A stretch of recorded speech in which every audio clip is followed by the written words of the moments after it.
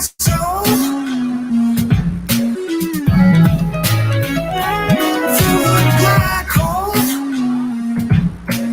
Soul. Make myself whole. Through the black hole. Want the truth you haven't done. But if I tell you now, the sun dies out. 'Cause I can only give you my heart. When the darkest clouds begin to part, I hope I see you on the other side. I know that I'll be paying for the ride into the black hole. Sing for my soul. Through the black hole. To make myself whole again. I'll give you my love. Can't give you my love. No, I'll give you my love. Can't give you my love. I'll give you my love. Into the black hole.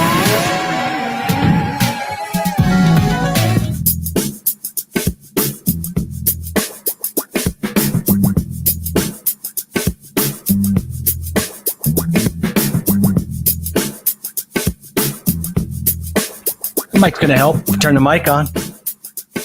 I don't know if you guys know, I'm in the dark here. I've got a candle, and we'll see. I'm going to turn this music down a little bit. It's pretty hot. And I'm a little discombobulated. I apologize, but we are getting slammed with storms. And yeah, it's give me a check if you guys can at least see and or hear me. I'm literally in protective custody down here with the storm going on. We had a velocity of 80-mile-an-hour winds just pop up about 10 minutes ago, plowing through here, and everybody's losing power. So I have a candle, and that is a real deal for a real reason, because this might go sideways on us. I hope it doesn't. Guys hear me okay? What do we got here? I can see and hear you, John Pullum says. Oh, we got a lot of people. Let me see what's going on here. Santa Man, I'm going to get on top of you guys in a second and check in with you. I'm going to bring John in because who knows? This could come through here and wipe this place out in a second. So we might as well have a party before that happens and talk to everybody. I don't know what happened, man. It's so dark down here. All right, John, let's bring you in. We'll get caught up in a second. Let's just do this old school. All right. Oh, we got echo. You got echo? Or is it just me? Well, I did ask you if you could turn off echo cancellation. We could try it. All right. You got echo? I have it on. It's still, did you have it? I turned it off. I have echo. I hear your echo too. Did you hear on your end? Yes. Nike. Why would this be? I could turn it back. No, I could turn mine back on. Oh, turn it back on. I hope that helps. Oh, that's better, because that was scaring me. Like, I tried to message you before, but I know you're like crazy stuff going on. It's nuts, and I don't know what happened. Like, everything down here is all foobarred. I had it all set up nice, and then we had literally, it just got scary around here, like really scary. And we're not done with it yet. That's the weird thing. I don't know. I can't even see myself on screen. If you can see me, I can see you. Wow, what a day. How you doing, John? I'm doing good. I'm not in as bad a shape as you are, even though we did have some rain today. It was a little bit windy and stormy out with some thunder and lightning. Yeah. It seems to be clearing up for the night. So. Oh my God. Yeah, they were like literally telling us, stay away from windows, get downstairs. And I'm like, well, I got to stream. I can't do that, but I will get downstairs. No problem. How you doing, Marlene? Nice to see you. Catch you back. It was nice seeing you and meeting you last week. I hope you are well, doing your business. Xan the Man, he's here until dinner time. At least. At least it could be, it could be a minute. Wow. Yeah. Aaron, how you doing? Hey there, my friend. How you doing? I'm trying to calm that energy down. Well, storms do that. I have a willow tree out back that is massive. This thing is like 4 stories tall type of tree. It's old, it's big. And if that thing comes down, the neighborhood's gone. So we were out there watching this 80 mile an hour wind starts to pick up and it gets really scary. So it's such an energy, right? I was like shocked. I was like, I looked at my messages and I'm like, he's like, I got 87 mile an hour winds coming up. Like, what the heck? Like, we're used to Miami. Yeah, no kidding. I'm like, we're used to tornadoes, but to get the squall started, it's north of Green Bay and goes down into Chicago. That is a lot of land along lake, and I live like a mile off Lake Michigan.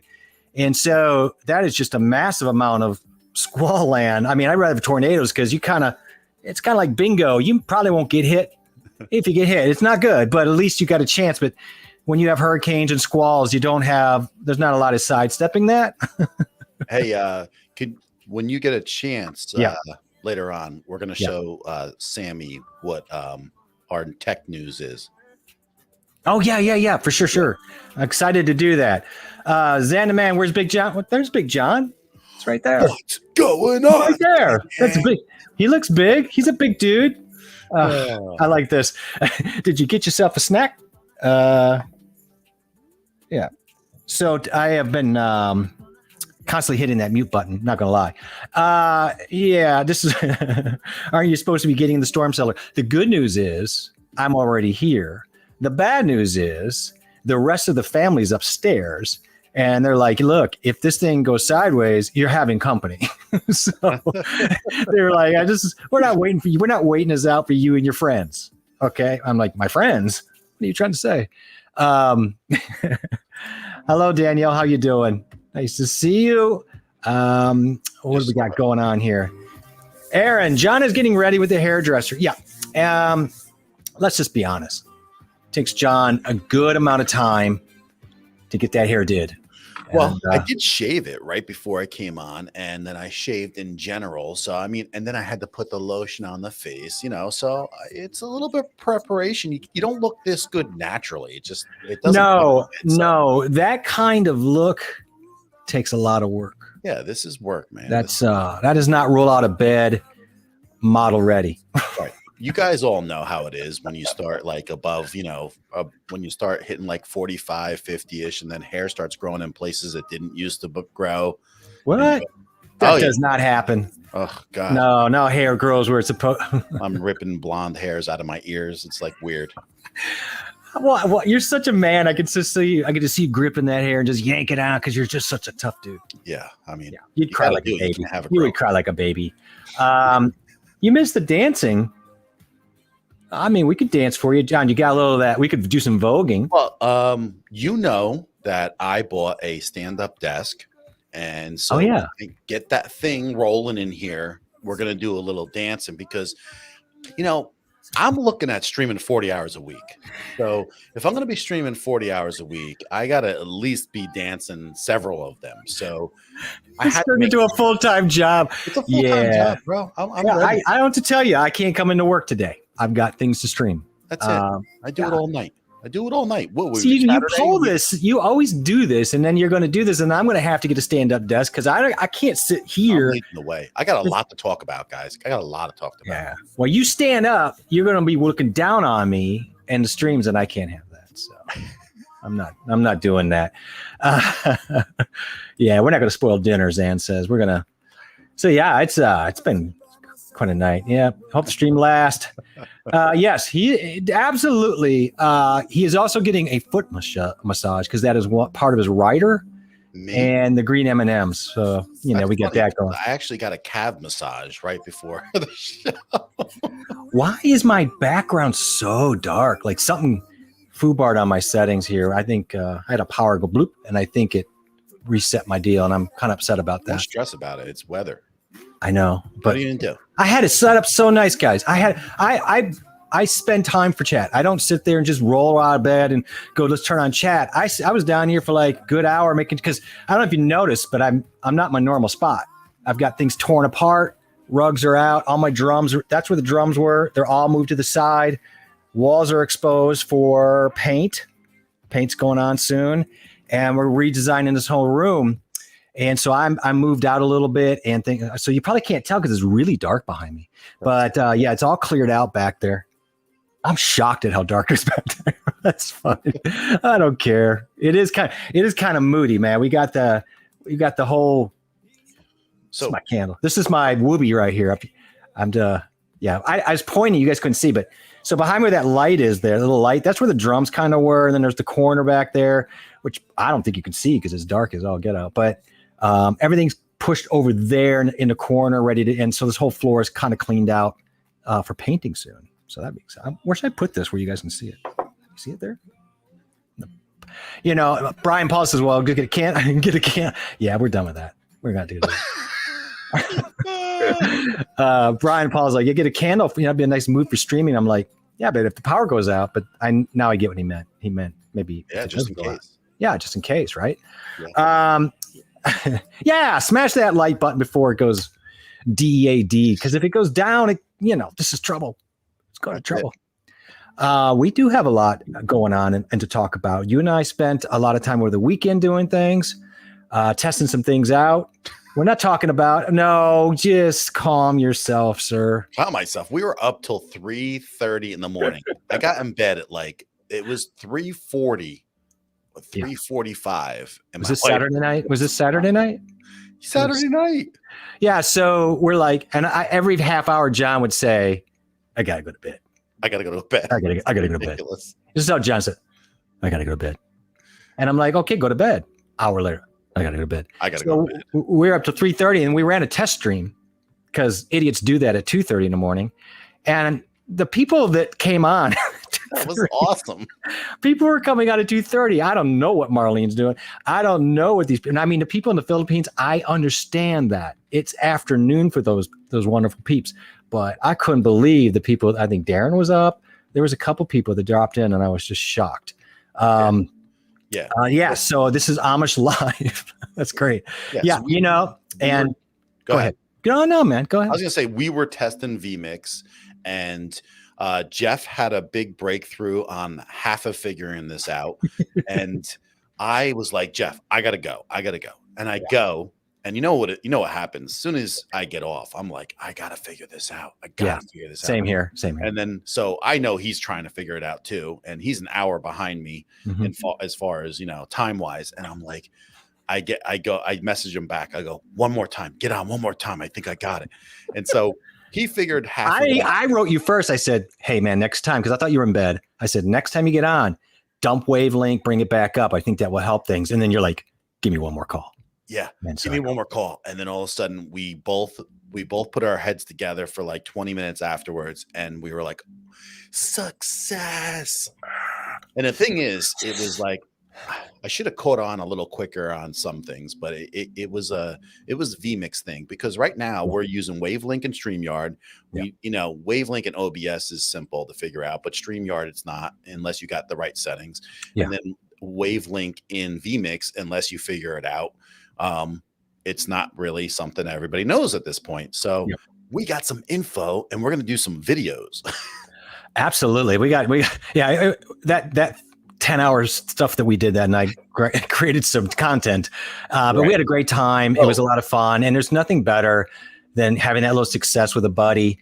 And we were just so excited and happy, and it's nice to share that with somebody, and then of course to go on stream to test it, and then we had people come on at 3:00 or whatever. That's you guys are so great, and I appreciate that. So take John, pull him down for a sec, and just let's show Sammy really quick what we did really quick. Okay. Make me big, and then I'll make you big. Hang on a second. You good? There we go. Get rid of my name. Oh yeah, I'll get rid of it. I'll get rid of it. Hang on a second. And then so Sammy's the first one. He was like, you guys should do like J&J something, J&J. So we just did this really quick. So we're gonna have this tech news with tech gurus J and J. And nice.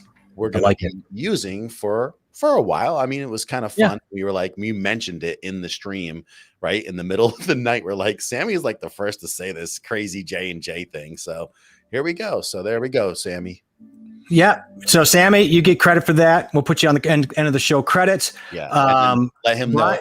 Just Thursday, we're going to be going full VMix. Thursday. Yes, I was just getting ready to. I should put you out. I was just getting ready to announce that, but you were right. So Thursday, we are ready to do our first VMix run, and so that'll be exciting. So if you guys are around, jump on John's stream or our stream on John's channel at 9 p.m. Eastern time on Thursday, and we'll do the VMix run. And if it it may fall apart, but I think we're ready for it. Let's give it a shot.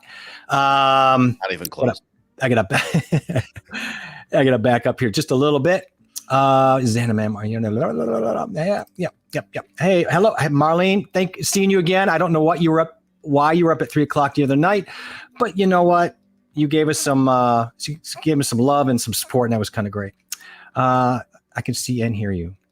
I think he's talking about the ghost or whatever. Aaron, how you doing? I've got to catch up with Aaron. It's so good to see him. And I feel like for whatever reason, I feel like I lost time over the weekend and the last actually week. Yes, sir. Zan, I'm a big Marvel fan. I bought that. I actually got for Christmas one of those huge. Have you ever seen those at Costco? The huge Marvel encyclopedias. They're about this thick. They're hardcover. They're like really tall, and they have every Marvel character in the world. I spent like weeks going through that thing. I'm like, I think they had them by the end cap by the toys, and there was like this book thing, and they had big books in there. I think. Okay. I regret it because when I was younger, I was a big Captain America fan. Okay. Mm-hmm. Like real young. And when I was really young, though, I was a huge Batman fan. So, okay. And so I never got into DC as much. And now we're getting into Filmtopia's world. I mean, when you say that though, like nothing mattered to me about that. There was no Marvel. I know. We didn't really know. It's true. I wasn't that geeky. It was just like, okay, Batman, I really liked. It was awesome. And it was like all the reruns from the Batman shows from the 60s was playing in the 70s, So that was like amazing. The Penguin was awesome, right? It was Rocky's coach. Yes. Burgess Meredith. And, and then it was right. Next thing you know, he's helping him chase chickens. Come on, Rock. Come on, Rock.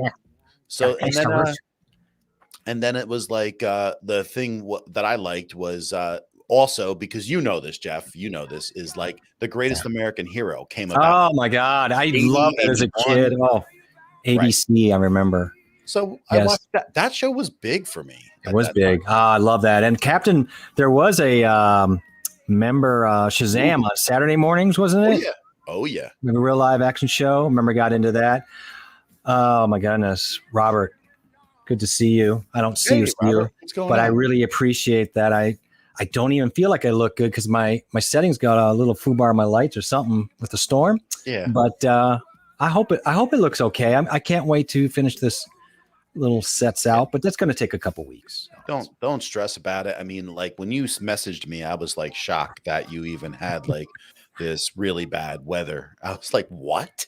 And it came out of nowhere, man. And we're like, well, let's just turn on the TV. And the first thing you heard was, stay away from the windows. And get downstairs. I thought, well, there's tornadoes. And they're like, no, man, this ain't tornadoes. Right. I'm like, what is this? I've never, this little torrential nonsense. I was messaging you, I think yesterday or today. I was like, I got a lead and I got a lead, right? This is how it is. I'm like, it's so funny, man. I know. I was like, listen, if you can get a Shure SM7B for $250, would you do it? And he's like, hell yeah. And I'm like, exactly what I said. And then I'm like, no, I'm gonna get it. I said, but I said, hell yeah, I'd be interested. He writes right back right away. No, I meant for me. So this guy, and he sent me some pictures and everything, and he's willing to meet me at work. And I was like, the thing is, the deal he wants is a cloud lifter and the SM7B for $350. So I was like, so I know I could sell the cloud lifter for like $75. So it's going to be more towards like probably $275 for it. And I didn't see anything. I looked quickly around. I wasn't finding anything for under 350 used for the SM7B anywhere, personally. Yeah, So it's that was going a to big end deal. up being for me though I know. because I know I could definitely sell because those go for $150. When I told you, I said that's cool because I'm looking for an RE320. Yeah, I couldn't find one of those. But they're all over eBay, man. Yeah, the prices are. I like touching it. I like the guy would bring it in. He said I could test it. I know it's true. I mean, it's nice. Yeah, I mean, the thing is, I don't know. Like, I question myself all the time. Like, do I really need that? I don't need that. That's the first thing you said, and when we were writing back and forth, he's like, man, I don't really need this. And I could hear you say it. And I like the way I sound on the pod mic. I do. I know, but that's why we play around. And I done some more research because I had been looking, and Brian Paul and I talked not too long ago again about shotgun mics because I really like a good one for some of the things I want to do. And so I unless someone talks me out of it, I really think the MKE 600 is the way I'm going to go when you balance price and everything out that it can do and what it is. So right. If anybody has experience good or bad with it or thoughts, I'm always open. So, but I think I'm really looking at that. I think it's a great mic for what I want to do. Oh, it's the bet. When you told me, I was like, because Steve Worthy reached out and he was like, I didn't end up meeting up with him. No one messaged me. Everybody wants to, let's meet up. And then it's like, I don't hear from him.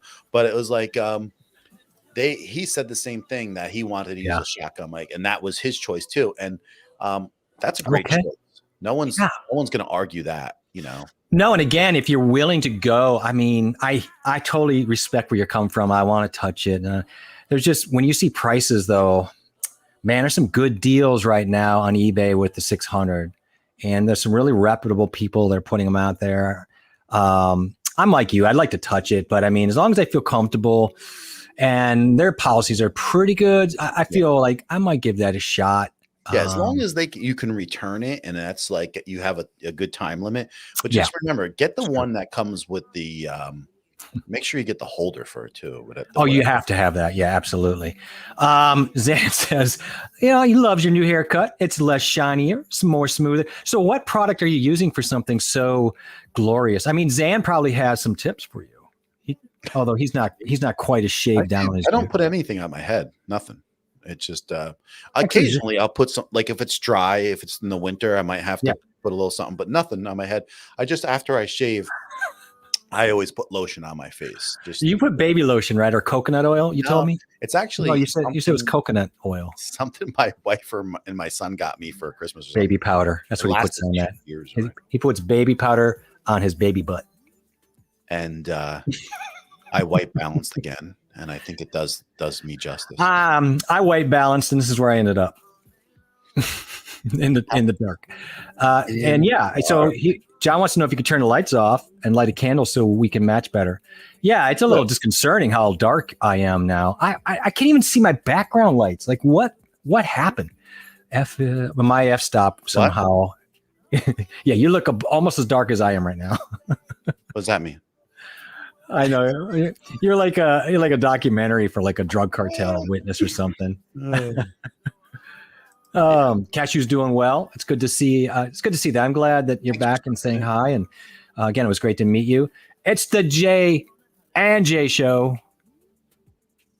You could put one J, and then it would be up to people to decide which J that represents. It's always the J. It's whoever show is running it is that guy's in the beginning.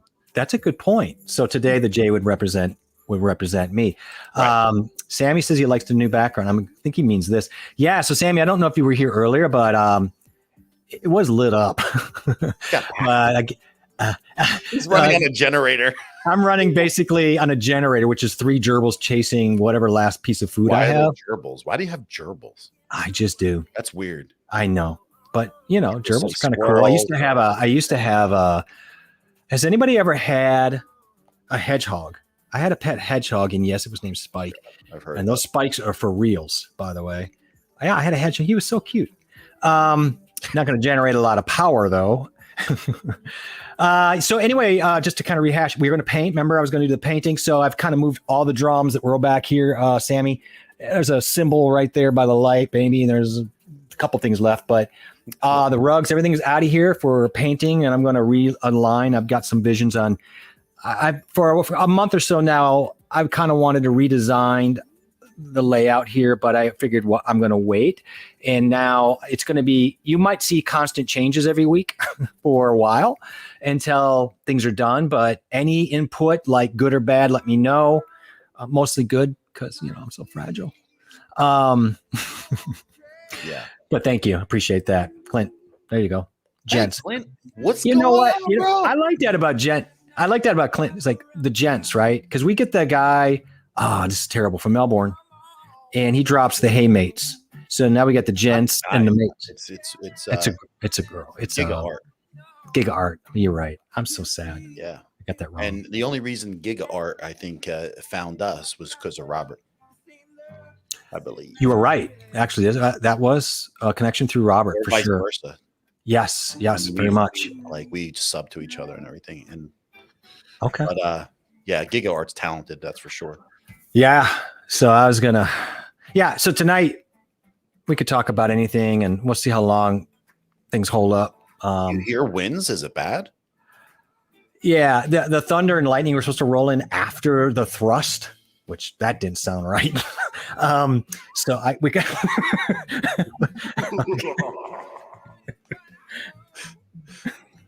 So I don't know. PG-13 show.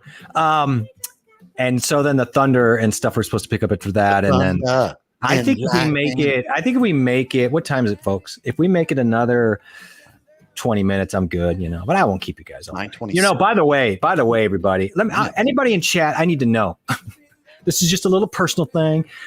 I'm working on no sleep. So anybody here have a dog that will wake up once in a blue moon, howling off the top of his head with night terrors at like 1 a.m. So last night I just fell asleep, and all of a sudden I hear this screaming from I have a little baby adopted Cocker Spaniel. His name is Chester.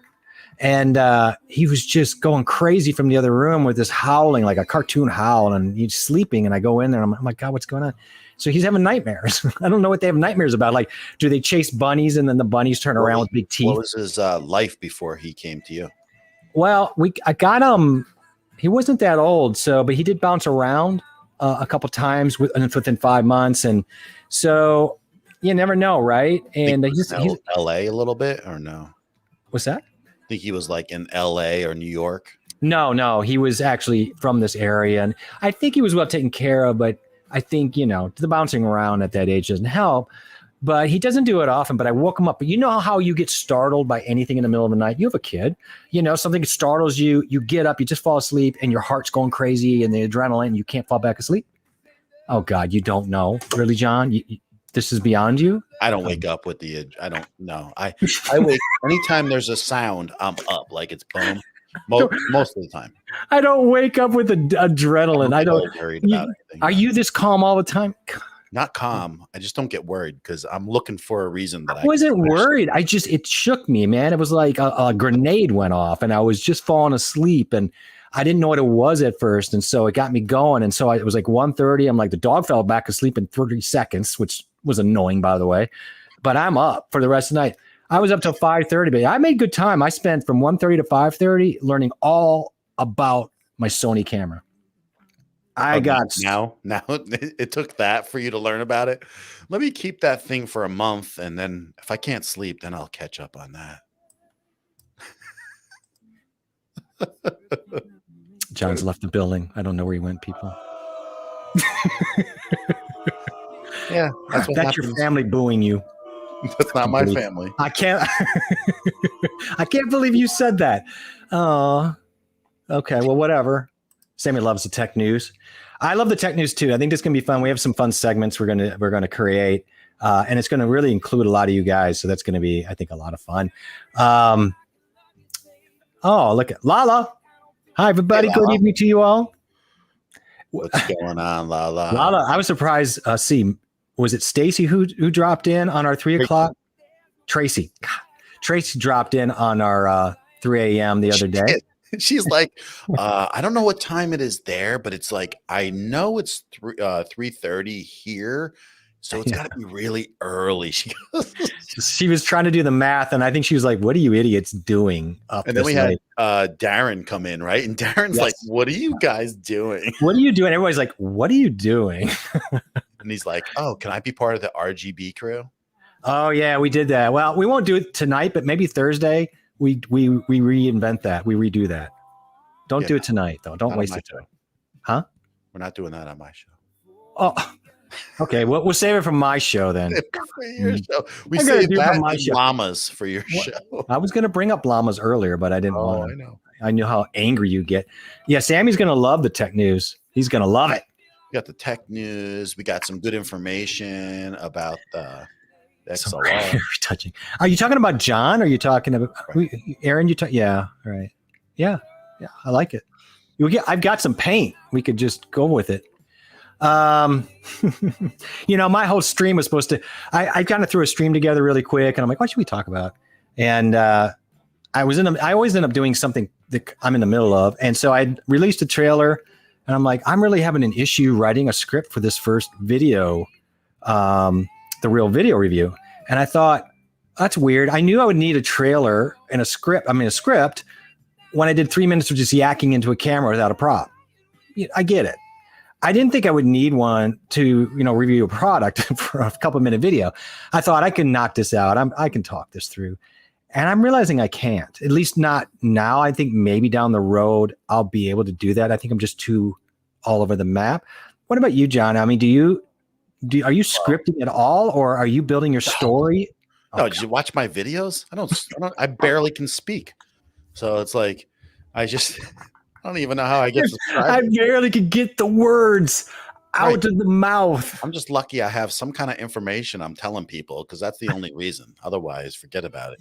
So any improvement that I make is going to be a huge improvement, because it's horrible. So I got the teleprompter. It's going to be put on here. I'm going to start using it. I like how easy it is to use. You have the T3. I got the T3. I think it's great. I know other people that have it and they really like it. And so, for $115, it was worthwhile for me, because if you really need to drop some K on something and it's like, paragraph long, I don't want to sit here. I want to save time, and I want to go through it and just knock it out. Well, but to knock it out, then you have to decide. And I think that we always get, but then there's that connection in the middle. And that is the script. How are you going to do it? To what extent? Are you using kind of a story building process? And not everything needs that, because there are certain types of videos that are just not viable for that. But every video can almost have a story arc in a way, in a build. And so I was really struggling with that. Now, I've got to get off my backside as soon, because what I ended up doing was pivoting when I need a script. And so I dug deeper into Notion and created a scripting page. And I'm really liking how this is going out. Now, that didn't write the script. I'm still trying to figure that out in my head, but it's creating a nice space within my video editing page to really create peace and to focus for the script. And then I can export it to my teleprompter immediately, and it imports, and I'm ready to go. So I feel like there's a nice flow that's coming with that. Now the next step is to action. But I'm just curious, guys, and I got to catch up because there's a lot of activity going on, but how do you do it? Like, do you in chat, do you write out scripts for your videos or bullet points, or do you just go off the cuff? And I respect that. I'm just not finding that I'm comfortable yet doing that. I thought I would be. I don't know why I'm not. I started using bullet points because that's just easy, right? Because I could be right here. I could drop them off and leave them right in front, and then it can kind of like just get the next line and keep going. But like I said, if you want to like go over the specifics of things and not forget like things, 'cause even if you start with a bullet point, it's like I almost feel like sometimes I leave things out, and so then it gets totally left out. And this way I could take my time, put this all together, and like, if you're going over like the big changes in a camera, or say you want to go over, the new Sony camera, and you want to really specify the big changes about the camera, right? Like knock out those 3 or 4 things. And then you can go, and once you covered them, then you know you're good. And then you can say, well, what's the similar things now? And you can knock those things out, and then you got it all covered. Right. But if I don't go and write that stuff down, it just takes a good amount of time. And I'm so new at this anyways. If things start taking a lengthy amount of time, and which that is going to happen more and more, right? You want to get good at what you're doing. Yeah.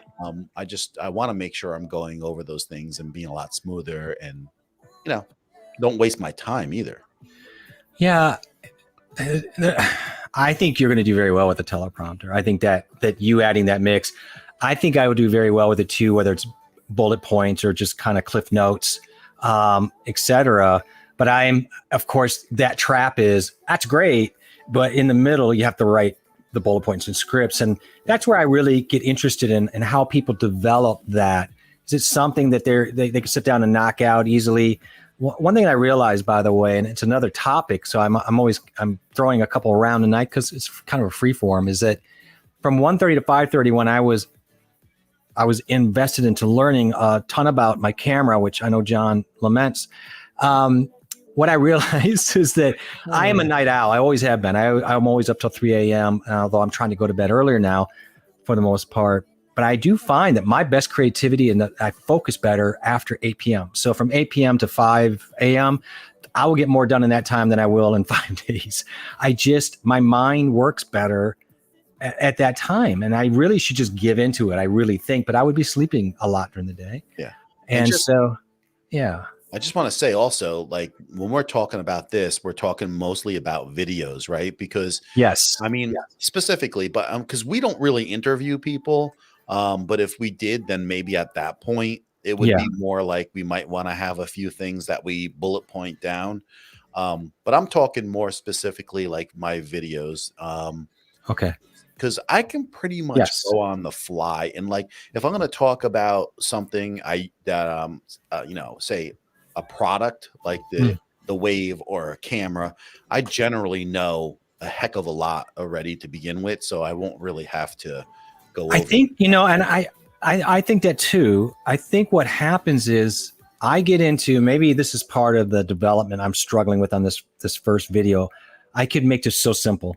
I could sit down with the Goal XLR right here. By the way, I'm using the Wave XLR for the first time tonight, full, really, on my stream. And my little buddy here, my little Goal XLR, which I love. I have to do sound effects because I don't have the sampler like John. I miss my Goal XLR, and there's things I really miss about it. I really enjoy the Wave. I did see Heller's full review on the Wave and the Go XLR. He's got kind of a similar setup and a similar take than as I do. I have issues with some of the stuff he said at the end. I feel like this is not a fair assessment. I was going to say I feel like he could have said something more about the physical build of this unit, the one that slides when you push on it, the one that accidentally mute every time you reach to hold the button because it slides when you push the button. He was all over like how great it was, but he could have talked about that or the headphone jack out of the back. I just felt like he kind of gave it a pass. Now he ended up giving the Go XLR still the upper hand, but barely.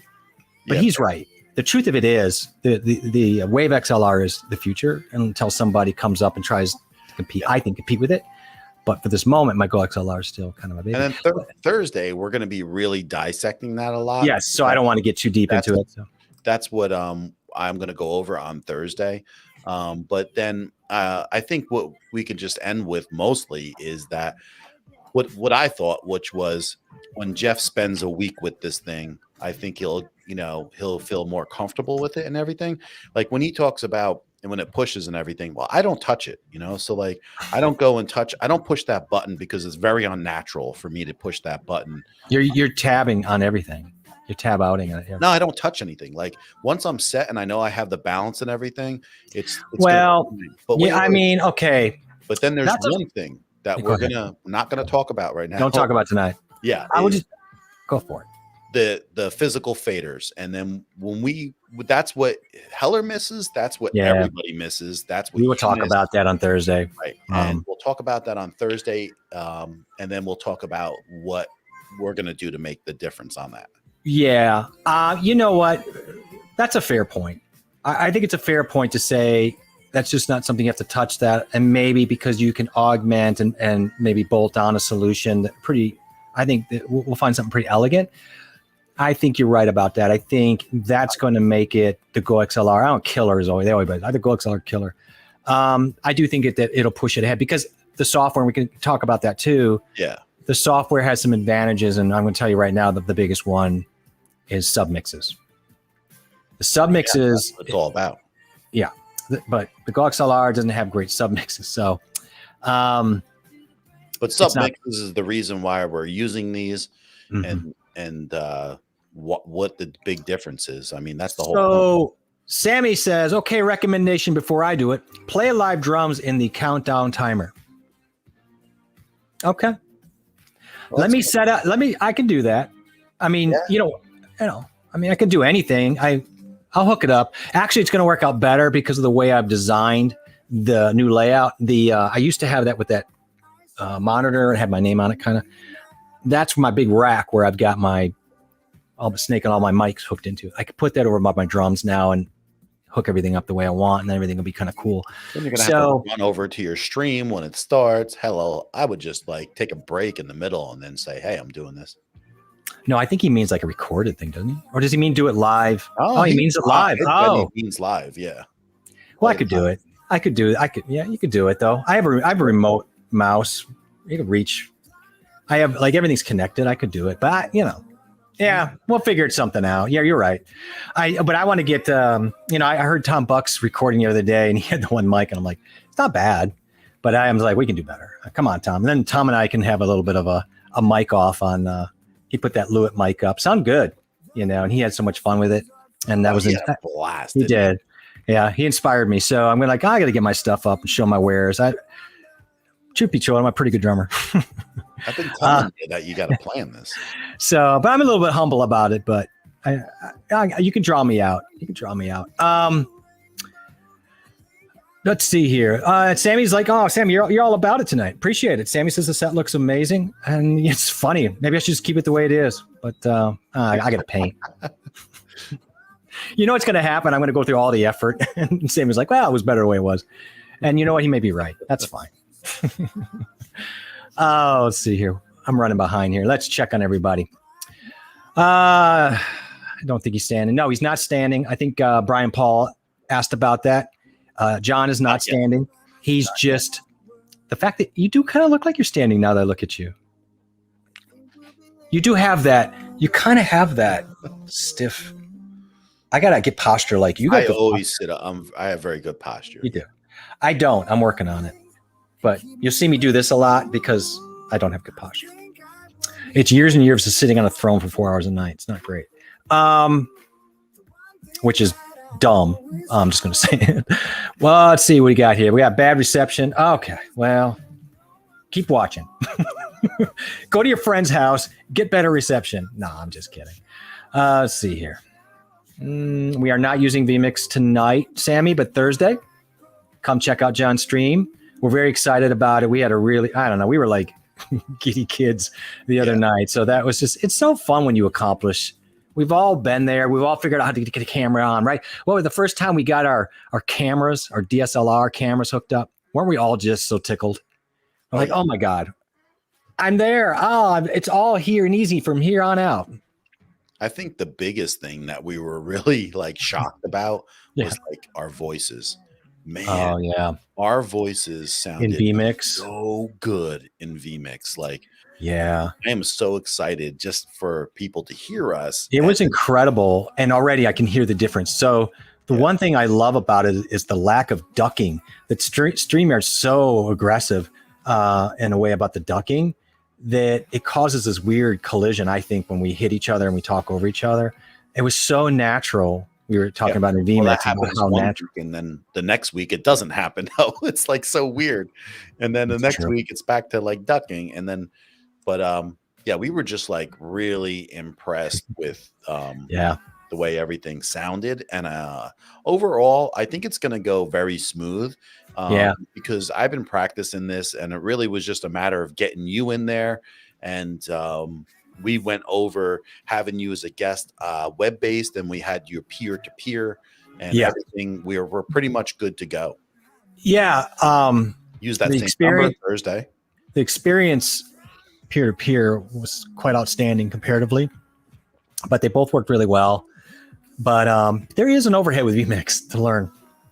We came up with some new words in our frustration, but we got through it, and we're still friends. Oh yeah, you know what I mean. It was tough.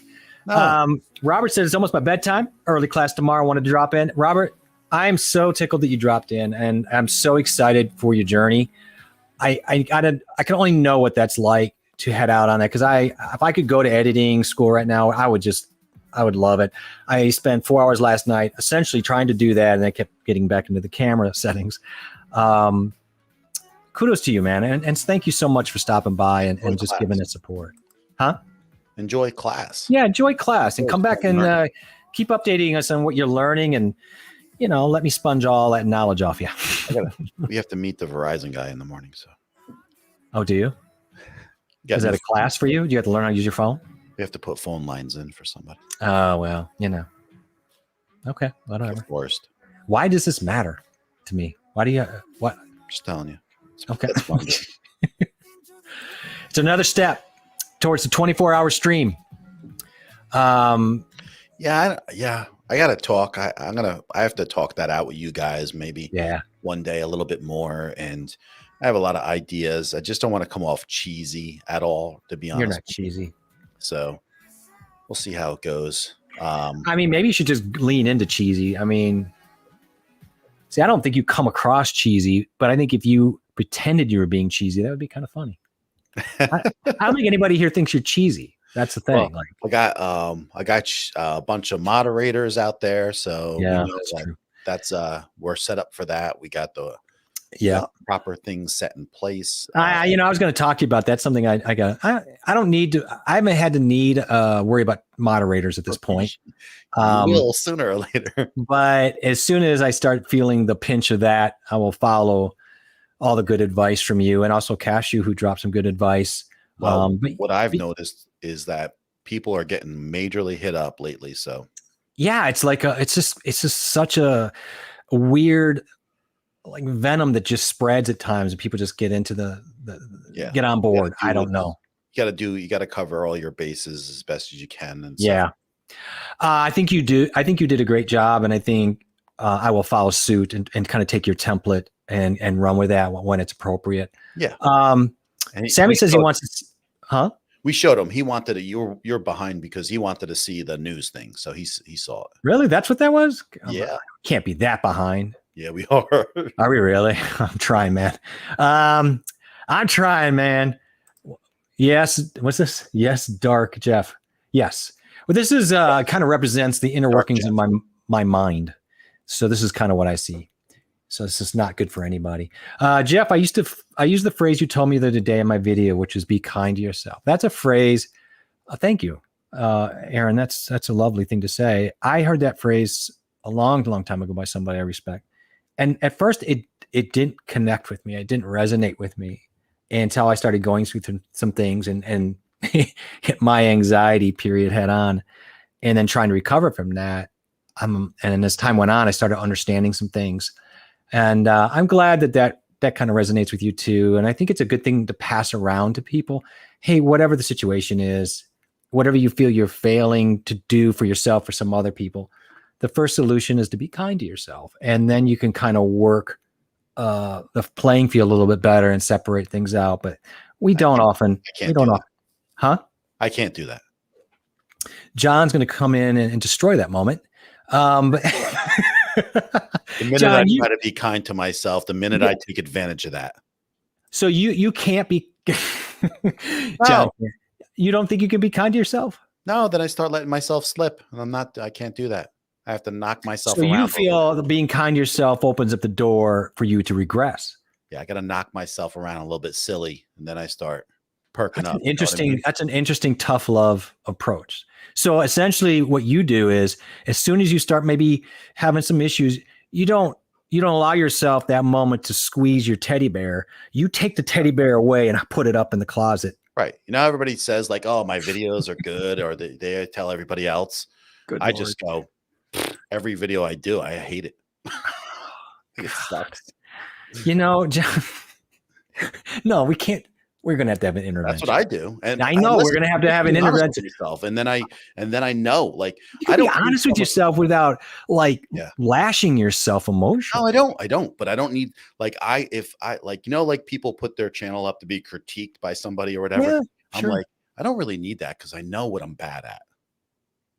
Yeah, but you know, like, but I would want to listen to it just to pick up the things that I might miss. But like, I know, like, I was horrible at thumbnails, and now at least I'm okay, and I got a long ways to go. You know what I mean? And then I'm bad at like putting stuff together in the video in the descriptions with all the things I should have added about a year ago already. Like not a year ago, 6 months. You know, that's such a good point. I mean, that's the thing though. Be kind to yourself. I still, because I see that. So I see you're ahead of me in a lot of ways, of course. And so, for example, I see you dipped into vMix ahead of me, and now I'm trying to catch up on that. Obviously, you have a bunch of videos out. I have like one. And so as I try to do all that, I look behind me and go, oh, you didn't really, maybe what's this before? You didn't really get your key tag words in well. You know, or maybe even done, or you didn't have your playlist little things. And then you reminded me, I'm like, and I started to beat myself up about those, but I think at the end, I'm like, you can only do so much, be kind to yourself.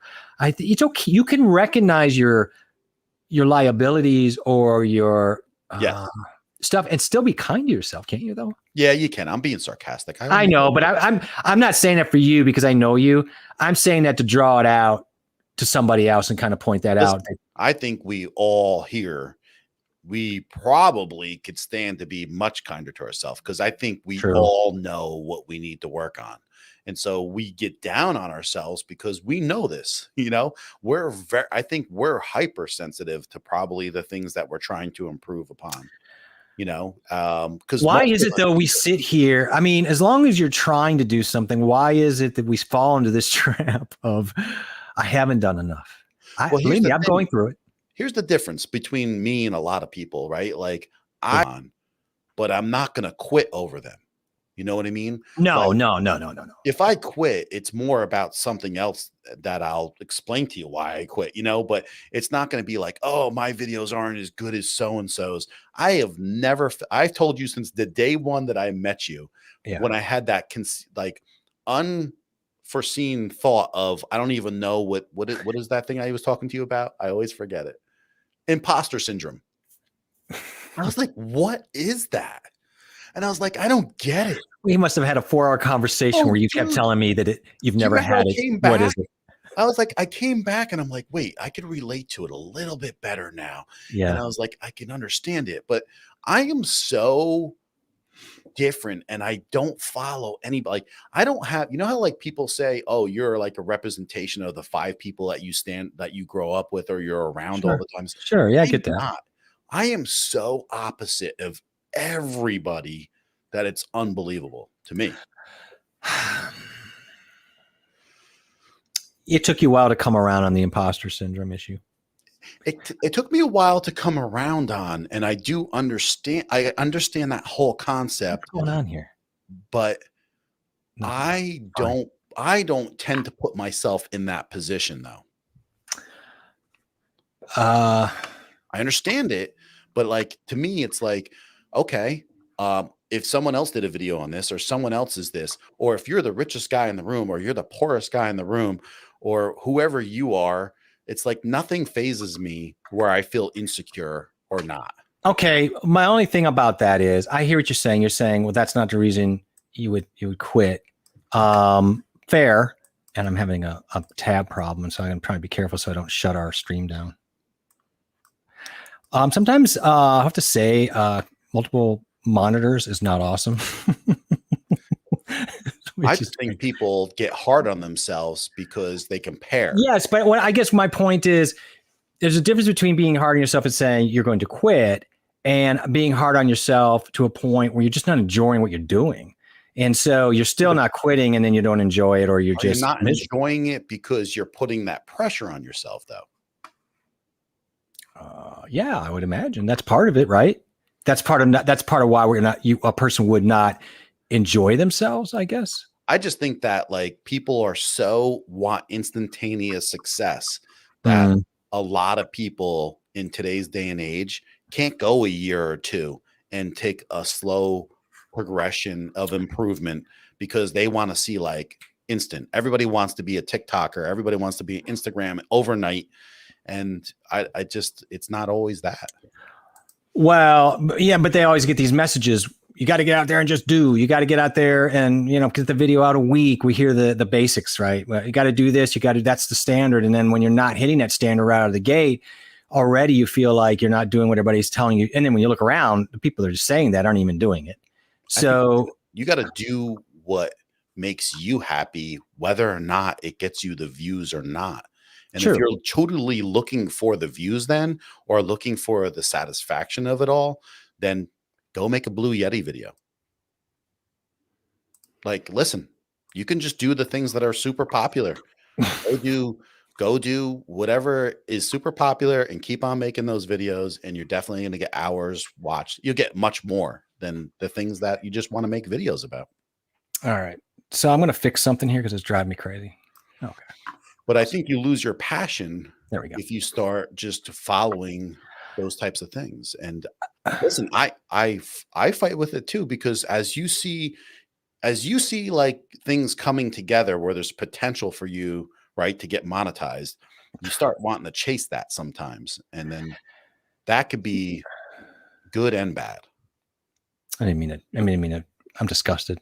So I had set, I'm all over the map tonight, but so I set up in Sony in the memory recalls, 3 different, you're laughing because you know what's happening probably. You haven't stopped with this no, I'm laughing because it's like, you're still stuck on this. It's like, I'm just annoyed. And I set up those recalls. They work great. What I didn't, but the problem is when you flip through the recalls and you come back, everything resets in your primary movie thing or whatever it was set to. But so something got out of whack. So apparently I was on manual. So I'm sitting here out of focus all night. I wish you had said something. Well, I saw it actual focus. I don't believe you were in manual. I saw you stick your hand out and your camera actually tried to focus on it. No. All right. No. So it's on manual. So sorry about that, everybody. That's just, that's just the way it is, everybody. Sometimes that stuff happens. Well, look, I didn't mean to get into that. It's just that I think I don't think you're going to quit. And I don't think it's about quitting. For me, I think it was just about, there were times I know early on where I was really struck because I am perfectionist, like everybody probably here. And you can do it. You got it in you, but you know what you're up against the more you start doing and you realize, oh God, this is going to take a little longer. And then real life decides to throw a monkey wrench in their plans. And then things aren't quite as easy to get out of your head as they are to get in your head. So it's like, I've got all the stuff here, but how do I get that from here into an editor and blah? And that seems a lot easier on paper sometimes, and people get frustrated. I mean, we get frustrated all the time, but that's never going to go away.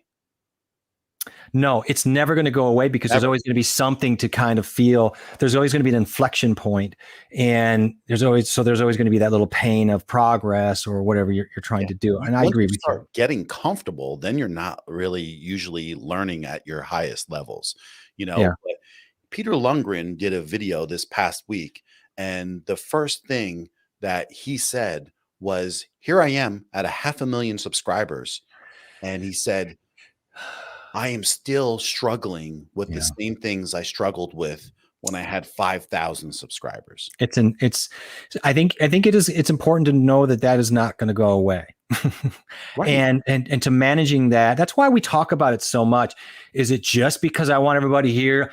I don't know. I'm doing it to try to help myself, recondition myself too, and have these conversations because it does take a constant reinforcement. So it's not like I'm just trying to be so preachy about it. The truth of the matter is, right, just like anything when you start a business, probably 90% of the people who start a YouTube channel quit within the first 6 months. Oh, it's probably true. Right? I mean, that's probably a high attrition rate. I bet you. I bet you there's statistics out there about it, but it has to be pretty high. And right now, there's probably a good amount of us, including myself at times, that are struggling to find the time to fit everything in. So we feel like we're competent. I mean, I'll tell you right now, I feel every single week that I'm not living up to my best expectations. Yeah. That's a different thing that I'm talking about. So that feeling, is normal. And so it's like everything else, whether it's dealing with depression or anxiety, those feelings are normal. It's always going to be about what you're saying, John, and I like this, is how are you going to manage this every time when it comes up? What are the tools you're using to get through that? Because I believe that that's the way to deal with it. Right? Yeah. I mean, what are you going to chase? What are you going to change? What are you going to improve? What are you going to leave behind? These are all the types of things that you might have to try to figure out. And are you, and can you bring yourself to check expectations and not make them such a thing to drive you crazy? You're chasing something that is an expectation. And also we need llamas. We need llamas because they are more energy efficient. And I think we may have even talked about their cool poop pebbles at one time.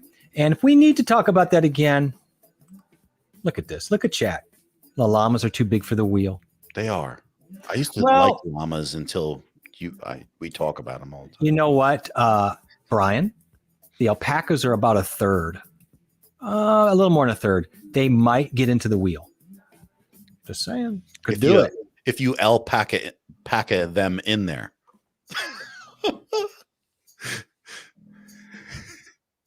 I love it. He's so proud of himself. That was a good one. Look at him. He's so proud of himself. Look at him. Just makes me laugh. These streams make me happy. I know, man. Me too. Of course, it makes me happy. I'm giddy. The 600 is a good microphone. Yes, for indoor use. It needs a stronger, clean preamp. I'm using the 416 on a cheap interface. Got rid of the Rodecaster. Interesting. It's like using training wheels. Interesting. Yeah. So the 416 would be a little bit of on the higher end of the food chain. Everybody has different needs they want. Yes. The 600. I mean, I've heard it's really good for indoor use, which is what I'm going to use it for primarily. It probably could be okay outside if you keep things reasonable. You like training wheels? I do like training wheels. I never had them. My son never had them. I know you were born on a bike, bro. You were born. They just put you on a little banana seat and they pushed you and you're just pedaling with your little John legs. My son learned how to ride a bike at 3 with no training wheels. God. That's right. You probably made him. Like, you're like, get on that bike, son. And just in case anybody wants to know that the Rodecaster doesn't have training wheels.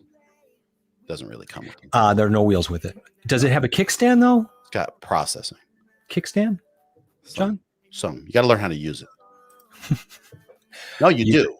I mean, Robert's right in that aspect. Is like, you can't just get a Rodecaster and you think you're going to know how to use it. You got to. And I think a lot of people, and I'm not Robert. I'm not saying this is you, but I've seen a lot of people got the Rodecaster because we all get involved, and all of a sudden, right away, we see something and we go, "Oh, that's what I need.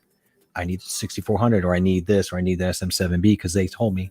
And you fall into a little bit of a biased path because that's kind of the first thing you heard. And a lot of people didn't need the Rodecaster. I like it. They needed this, something like this, a 1XLR, or some people bought this and they needed a Rodecaster because they were going to have multiple mic inputs for interviews or whatever. I just like the few things that a Rodecaster does, but honestly, I mean, it does some nice stuff, man. I don't need and that's why I want it off the desk because I don't need the half of the stuff. Yeah, if you're not you're right. If you're not using it enough, it's not really worth having that space. I got it for cheap. I got to keep it. So. Brian, we're going to burn some llama droppings. That's coming. We're going to need that in the new age of clean fossil fuels and stuff like that. I don't know. My jackass neighbors are still setting off fireworks at 2 a.m. My dog hates it. Yes, I have one across the street. And look, around 4th of July, I'm all about do what you got to do. But August 10th, do we need to be doing this at 2 a.m.? I mean, is it? I love it because I see it in the neighborhood, the Facebook page groups all the time, and they're just so angry about it, and they're yelling about it, calling each other Karens. My dog is dying at 3:00. Well, and everybody comes on. Well, go take your dog and get therapy with your dog. Yeah, but some dogs are terrified. But enough. These people, so they have callous. everything. Yeah, but 2 a.m., John, come on. 2 a.m. on August 10th. Guys, did you get mail today? Did you get mail? Did you get mail? Did you guys get mail today? Did mail come? It's like, no. The good one is it recycle week? Is this the week we recycle? Does anyone know where I can get a Zamboni? I need a Zamboni? It's like, oh my God. My neighbor's trying to put in a tree house. I'm so mad. That kind of stuff. For real? Yeah. No, I'm just, that's what people yell about. Just everything. Look, Your forget dog the dogs. Forget the dogs. On the sidewalk. Yeah. The guy always puts a sprinkler right by the sidewalk and I get wet every time I walk by it. I'm just saying, I don't care about the dog. At 2 a.m. as a human, that stuff's enough in August. We need that. We have to all live together. You know what? Here's what I'll do. Jimmy, next time you want to set a firewall thing up for 2 a.m., that's cute. Do that. And then a week later, I'll go get my drum set. I'll park it outside your bedroom for an hour and a half. Awesome. And let's see if you have the same attitude about space. Yeah. Go take a huge radio and just hold it like Say Anything at the end of his driveway. Blast it 2:00 in the morning. This does not mean I love you. Right. Okay. This is not the movie. God. That is, if it's 9:00 or something, but 2:00's not right. You're welcome, Marlene. Anytime. Great job, Jeff. I am proud of you. We don't know what for, but no, but I don't know. I don't actually. What's she proud of me for? What did I do? Probably Xing me off the screen or something. Yes, that would make sense. I'm just going to do it. Your mom says you did love Batman and you had a Batman brush. I remember that brush. Did you have a Batman, one of those metal lunch boxes? I did. Remember those guys? Yep. I had Evel Knievel and Scooby-Doo. Yep. I had a Batman one and I had a Batman brush. I still wish I had. I don't know where it went. Brian, at least getting back to the topic, I read a script, but the orangutans just do what they want. See, he started good and then he took it down there. Brian. That's what the orangutans want. They do just what they want. That's what I say about my brain. My brain is kind of like an orangutan. I get the script idea, and then it's like, and it just comes out mush. I have to do that.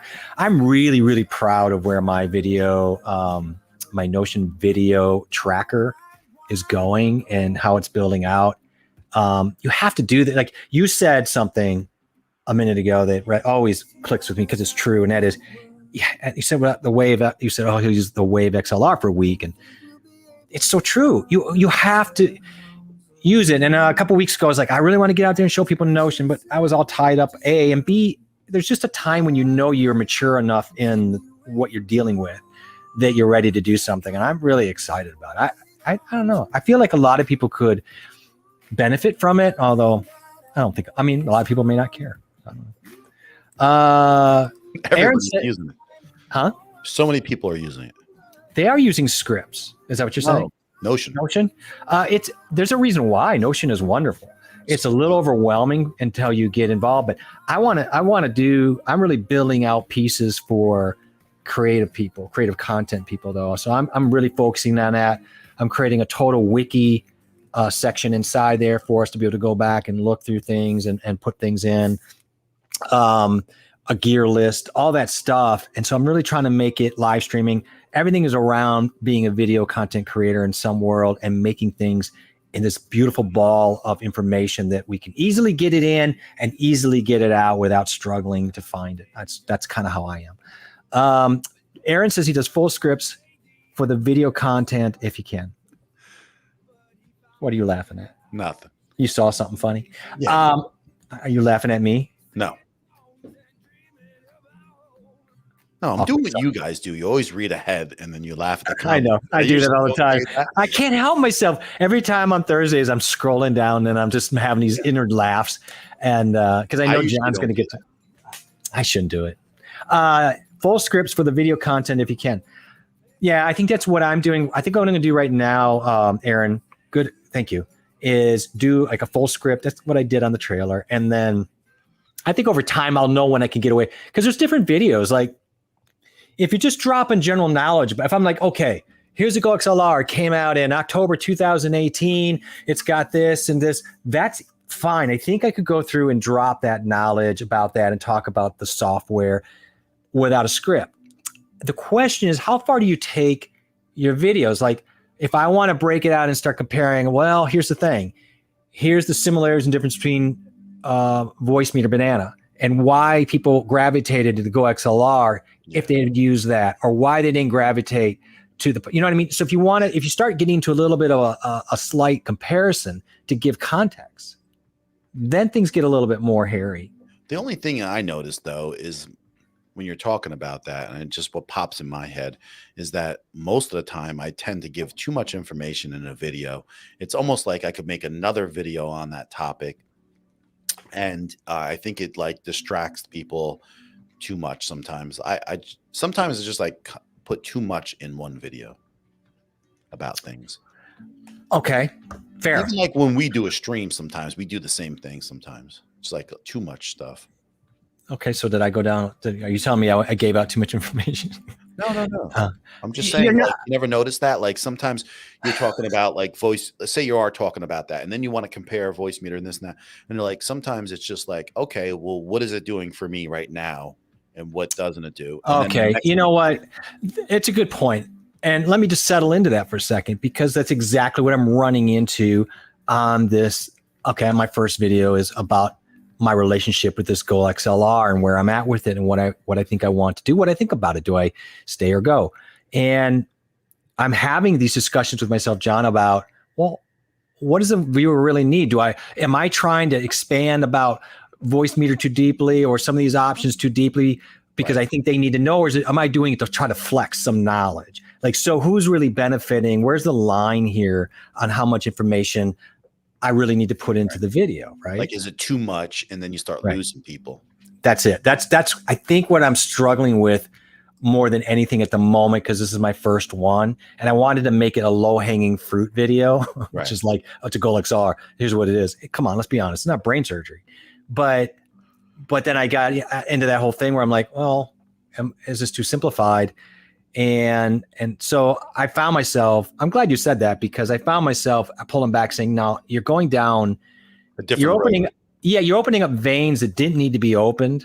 And they really have nothing to do with your ultimate conclusion and verdict of the video's purpose. Right. So looking to the end of the video more helped me figure out what I really need to do during, beginning and during.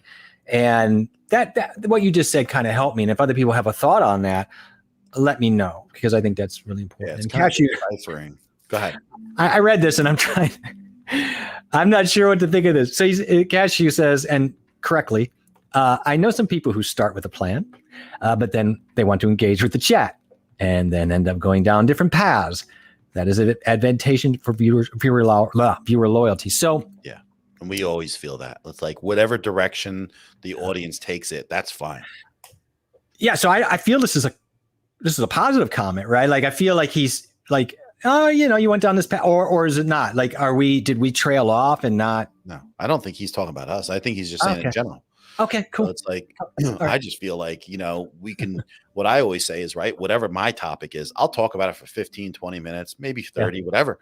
Doesn't matter. If they want to talk about it more, they'll ask questions. If they don't, then they won't. And then all of a sudden we could just go into look, I threw it out there, and between the comments, we'll talk about it. And I thank you, Cashew, because I think you're 100% right, by the way. And it is a balance I'm trying to figure out. And so I just, like John, I'm like, well, throw it out there, and then we'll be like, hey, what do you guys think? If they respond to it, if they don't, they're not interested. Okay, we got other things we can talk about. If they do, we can pepper in comments about John's lovely locks and the llamas, and then we'll talk about other things in between. And then when people throw something on scripts like Aaron just did, great. Like Doc Rock did a question and answer today, and he's just like halfway through his show. Yeah, he was like, today was supposed to be like a tech question and answer, and we haven't touched that yet today. And he's like, because people were talking about, the streams that happened all weekend about Owen, who has the cancer. Yeah. Everybody was doing streams for. He's got stage 4 cancer, and they're raising money for him. And I think people were reflecting about that, right? So they were talking back and forth, and they were like, Doc was like, you people got to get over yourself. It's like, here's a guy. This is a real situation. And then like he started saying some stuff, and that's why I like Doc, is because he's kind of like me. He'll just say stuff because he's direct. It needs to be said, blunt and direct. And then we need that in life too. Right. Today he was talking, and this is what he said, Jeff. He's like, there's some people out there, they're telling streamers to go set their cameras at like 800 ISO, and then just like, and I'm like, who's saying that? Who is saying that? He pulled up my comment on, and he goes, you know what? I just need to call these people out, don't I? He does. And you know what? I it's good to have somebody call you out and say, stop, get over yourselves. I had one hit today. I'm not, it's not like I'm a huge fan, but Christina Applegate, the actress, she had battled cancer years ago. She's a very nice person, seems. But I just quickly before I got on, she just announced she has MS. And here's somebody who's just battling about it's a good person. All that doesn't really matter. And I'm thinking, you're a little tired from last night, or you're a little this, and you just have these moments where you have to check yourself. Yes. And I think it's good to have you check me once in a while. And I love that. Like, you need people. And I won't let people check me. There are certain people that we all trust, or maybe we don't know them like Doc, and you go, but I respect them. Yeah, but also just so people know, I mean, I'm all sarcastic on here. Yeah, you're like, if I'm talking to Jeff about something serious, I approach it, without. Yeah, I don't want to give that impression. No, you're as respectful as they come. Don't get me wrong. I'm just saying that we all need some people in our life who are willing to be a little bit direct. Say, hey, as a friend, I just need to tell you, you got something up your nose. Yeah. Aaron, Aaron. I'm sorry. Go finish your point. I was just gonna say. I mean, something simple like that. People will not tell people. It's crazy how like non-engaged people are in everyday life. It's crazy. And the reason they are like that is because when they do engage with people, people cannot take any type of criticism at all. This is so lovely. I don't know if I can get it up here, but now you're gonna try it. I know. It's because I got the manual thing on there. Shoot. It's orange. It's a Thistle brand orange smell. I can smell it. It smells good. This might be my thing. I'm gonna do candles in the dark for streams. Dude, that's not a bad idea. I like it. It's very calming down here. Hey, Aaron, you know what? I really respect what he's saying, because he's saying full scripts, and if I can push some thoughts. My workflow is different because of the language, but I'm getting better. And it's so funny. Again, get over yourself, Jeff. Here's a guy who's got to deal with trying to translate out a language barrier and deal with that on top of everything else that, we're all dealing with. So it is true. And I have to say, but Aaron, I know, but you're doing such a great job. And John and I so love your presentation and the way you deliver your words. I actually wish I could deliver I think that's the thing. Like, I see your stuff and every other people, and I'm like, I want to be able to deliver like that. It's probably not my personality, unfortunately. What's this? On other channels, if they have a guest booked from outside the channel, they tend to ignore the chat. Oh, yeah. And maintain dialogue I don't like that. Opening up to chat for questions in caps near the end. Okay. Well, I do see that a lot too. And I'm like to myself, like, these people are the people watching you all the time. Mm-hmm. Like, you got to go out there. And remember, we did that stream last week talking about the balance of the chat. And it's like, even if we talk about something for a little bit, it's like, okay, let's go to the chat. Like, I'm always wanting to go to the chat because I want the steering wheel, to be turned in that direction, because they're those other people that are going to be here every week. Right.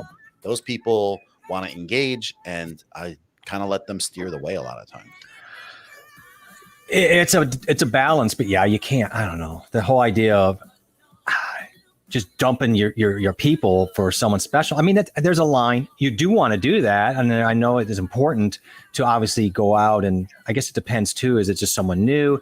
Is it somebody who's Tom Buck coming in, you want to, kind of. Even if it's Tom Buck or someone even like Pop, like he's saying, okay, come in and give Tom a couple questions and then head to the chat and see what people are saying. Yeah, I agree. You got to remember though, like something like here, we're 30, 40 seconds behind in just the first initial, thrust of comments. And exactly. We are.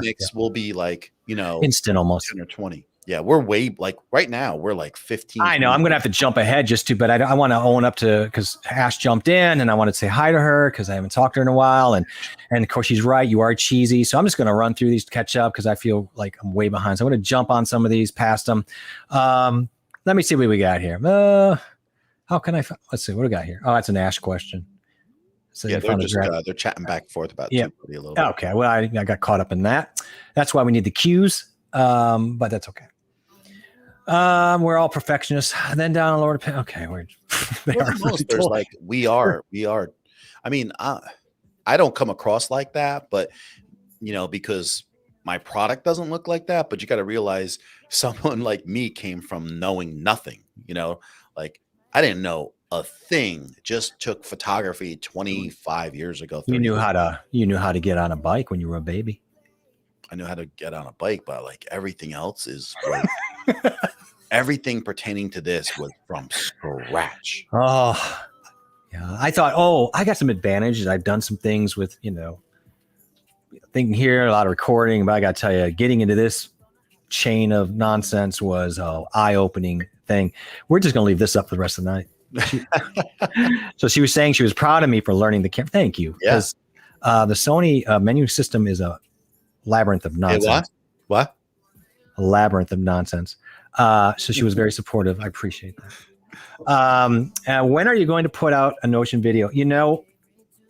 I guess the question is, should I put out a Notion video or do the live streams on Notion? I'm not sure which one is more effective. And I guess you could do both.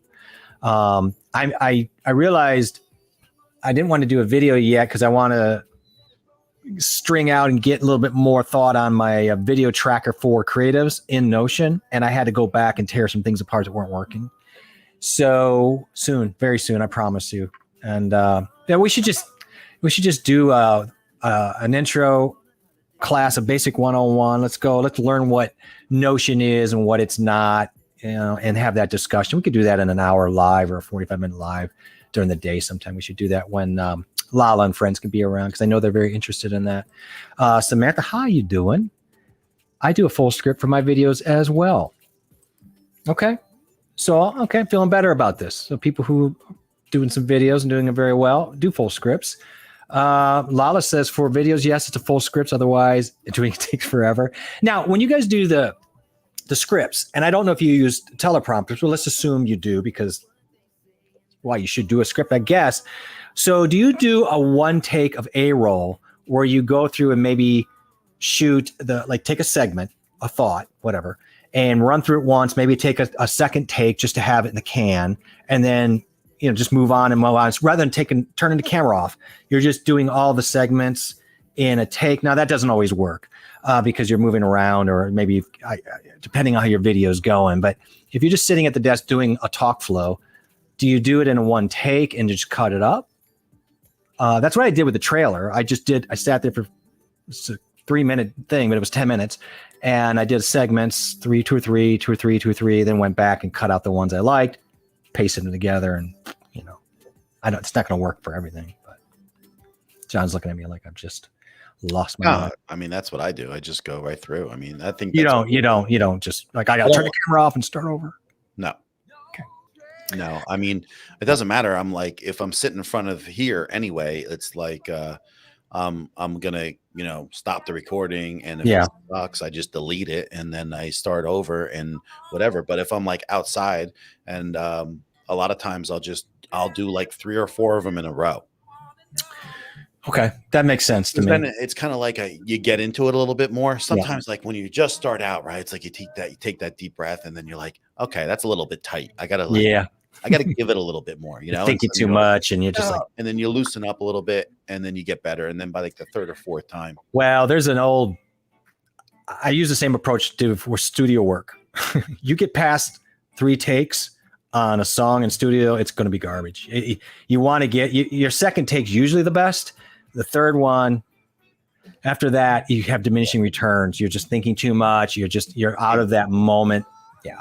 And then you get stuck in trying to improve all the nitty gritty. And that's when you get left behind. You can't, it has to be a fine line between getting content out and then trying to be so perfect that it takes you weeks to get something done. Because to be honest with you, if you're serious about your channel, it's like you can't go weeks with not having stuff out. Right. Otherwise, I don't know what your goal is, but it's not gonna get there maybe as fast, or it would be a difficult thing. Not that people don't put videos out once a month, but these people are doing elaborate types of. Well, that's what I was going to say. Like if you are just doing the basics and then it's taking you a month to do one, I think you got a real problem probably on your hands. If you, and I think that's kind of where I'm really trying to figure stuff out. Like I like B-roll and I like trying to add some interest similar to some of the stuff I did in the trailer, but maybe not so elaborate. Then that takes a little more time. So you've got to figure out a way to do those B-roll things and out ahead of time and do them quicker and quicker, because you can't let that hold you back from getting it done. And it will hold you back if you make it a friction point. So for live stream, she does bullet points, except when I have an interview with a guest.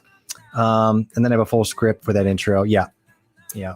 That's what I do, Lala, too. Yeah. So I have the live stream Notion section and then a page for that live stream. And then I do research, create bullet points and dump it in there. And then I can key off of those resources rather than having to look around or whatever. And I can restudy my notes ahead of time if I want, or it just depends on the topic. Tonight I didn't do that. Yeah. Let's see here. Internal What's she saying here? Lala says, yeah, please do a video and a live stream. Looking forward to it. Okay. Lala and I are going to have friends. We're going to be friends. We're going to be doing Notion work for a long time, I think. Yeah. That'd be great.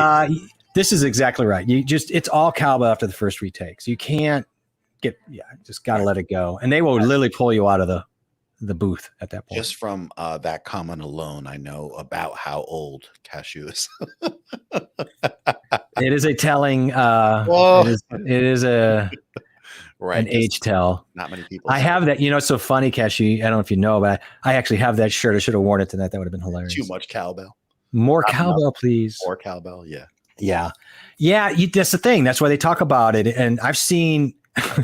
I have seen musicians in the studio literally after 3 takes. That's where the fist fights come. And that's where if you're not getting along, and that's where people get up and have tantrums, or the sound guy forgot to hit record and that was the best take ever. And that was the third one. And the guy goes in and punches him in the face. So but you're right, because we all have limits, and there's that perfect, as John said, there's that perfect moment of not thinking, and the energy is going and you're having a good time and it's just coming out organically. But that's a window that shuts really fast for creatives. That's for sure. Oh, that's probably me. Is that a problem? Well, it's not like being in vMix, so it's not even, you can't even almost, I don't really hear it very clear. I thought I had it low. It's yeah. I totally come out clear. It stops. It's muffled. Oh, I could have turned it off. I'm sorry. Yeah, I could turn that down. No, I don't know if it bothers me. It don't bother me, but I'm just saying, you know how it is. I honestly, I didn't register. I could barely hear it. So then I wasn't really thinking about it. I'm glad. If it is bothering people, I'd rather just turn it off. This says Brian here. Brian says, I'll stop and retake a sentence 2 or 3 times when I'm editing. I move on when I think I have a good take. How many takes will you? He says, I'll stop and retake a sentence 2 or 3 times. So he's in the same mode 2 or 3 times. I think that seems to be the sweet spot, right? Yeah. I think people are like, after 3 times, enough, I'm not going to do that anymore. I think that's a good thing. I think everybody's right. I think after 3 times you can come back, like take a break to it, do something else and come back to that section. Right. But after that, you're right. It's just, people are going to start getting mad. She said it was some lady which sounded off. It could, yeah, who knows? In StreamYard, it probably was. It was probably getting all wonky. I'm sorry. Thank you for telling me. Oh, it was a guy. She says it didn't bug me. I was checking my stuff at first. And you're like, what? It's like a fly in my ear. I get that. Yeah. Yeah, and if it's so low, and John's right, when it's so low like that, especially coming through StreamYard, it just cuts out when it's so low. Sometimes it sounds like someone's just coming in and out. That's annoying. It's better to have it louder. So I guess. What is he saying here? Aaron says, yeah, I pushed about 40 attempts on episode 7. So is that where the F drop started coming? That's precisely why I use the phrase "be kind yourself" on episode 8. Hopefully, we'll be on tonight if TubeBuddy lets me. What does that mean? If TubeBuddy lets me? Yeah. I don't know what that means. Is TubeBuddy locking you out of the house? What's happening here? What's going on? Explain to us, Aaron. What do we got to do with TubeBuddy? What's going on? They were talking about something with in Explorer. Something was up with TubeBuddy. Oh, okay. So he can't. Maybe he can't get his tag words and things done because. Yeah. Okay, gotcha. But yes, I get that, and yeah, you're doing 40 attempts. Oof. Probably being kind to yourself is the first place to start, right. And I say that lovingly. But yeah, we're caught up on that. So that was a lot of chat. It was a lot of chatters. Oh my gosh. So for scripting, so in a nutshell for me, I do like to just get a journal, sketch it out a little bit, then start to flush out a little more A to Z on the story. There are some people who take it to an extreme, and I'm not against this, depending on the video, where you're doing things like the hero's journey type of arc, or there's the the obstacle arc, kind of like the little engine that could. There's ways to build stories or to build an A to Z video. I just, I might try that as I go. It just depends on what the stories are. I mean, a lot of these things, I know that Ash does a lot of vlogging. She's into that. And to me, that's where really that is storytelling. So there has to be more of a point towards a story building arc, I'm guessing, in that, unless it's just reporting, I suppose. If it's just show and tell, here I am, here's what's going on, I get that. Maybe you don't need so much storytelling. Trying to upload a video through TubeBuddy. Why don't you just upload it through YouTube? Yeah, that's what I'm getting, but it's interesting. So that's what's happening, huh? Sounds like it. Yeah, I don't use TubeBuddy, and I don't even think I guess vidIQ might let you do that. I never thought about doing it through vidIQ. I just do it through YouTube. Yeah, I just use my tags, and then I get everything. I just load everything else up. Have you used DaVinci's? Just push it up directly out of DaVinci? No. Is there a reason why? I was gonna. Yeah, I just don't. I don't like that, because then a lot of times, what I like to do is, after it renders, I like to watch it and just make sure there's nothing that, even if it looks like a drop frame in the render, I'm not going to go have it upload and then me miss that. You know what I mean? So, what's the most amount of times you've had to render? You kept finding mistake here and there in your video. I've only rendered probably twice ever. Yeah, I think I hit about 3 on the trailer because there was just so many little things. But yeah. After 3, I'm like, if it's in there, I'm leaving it. I'm not going to keep going through the rendering. I have those sometimes, like if I haven't finished the whole video, sometimes I'll render the video and add music the next day. Okay. I just want to have the video done. I don't want to have any chance of the computer going down this or that. I got the video, and that's what I need. And then from there I can go and add music. Okay. That's fair. I've only done that a few times too, but okay. I will say again, that's another subject, so I won't get into it. Samantha's very kind here. She's saying, I love your video, Jeff. I am still trying to figure out how to do the B-roll. Yes, B-roll. For what I want to do and the way I want to present, and this is why it's topical with John and the discussion about how deep do you go into tertiary points outside of your main vein of your video. So, I want to pull in this comparison, or what this is or this isn't. And I'm really trying to check myself on that. And then B-roll, because I have some ideas. I don't want to just, and I may be wrong for this, because, to John's point, just get the video out. Okay. That's a great point. There's nothing, it's probably the right way to do it. But then in my mind, I go, I know, but I just got a couple B-roll ideas that are in my head I think would be kind of fun. The question is, when does fun not be the right way, or is it? Is doing it your way the ultimate answer because it's your way? And if you don't honor that, I don't know. My only thing, you'll find that answer out in a year anyway.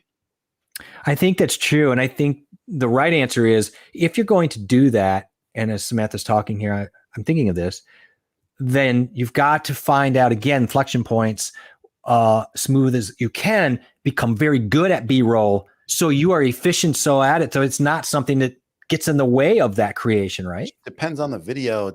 Like, you can get ultra creative, but what is your goal? Like, what is your goal? Do you want to get monetized? Do you just want to do YouTube for fun? Well, can it be both? Not if you're gonna sit there and think that you can spend hours and hours and days on like one video. No. I mean, there's a lot of us that have kids and work full time and do everything under the sun. There's no way that I can, I wish that I could spend more time and had more time to do these extra things. But no matter what, I know it's like, just get that out. I put out silly videos that have 3,000 views, and 150 hours of watch time. So it's like everything. You want to go sub for sub? You want 1,000 subscribers? Okay. How much watch time is that getting you? Now, the counter to that would be 4,000 hour watch time. So what is that doing for you? Okay. The counter to that could be, and I've seen this with some, not maybe as many, that is, if you have a vision and that has a little bit of a different, it's a vibe, a feel. And the B-roll really does contribute to your voice in how you are presenting in a way that people really do enjoy, and it stands out and is different. You may accomplish that as well, because it is different. It has a little bit more either information. You don't know that after doing one video. Absolutely not. That's you absolutely not. Right.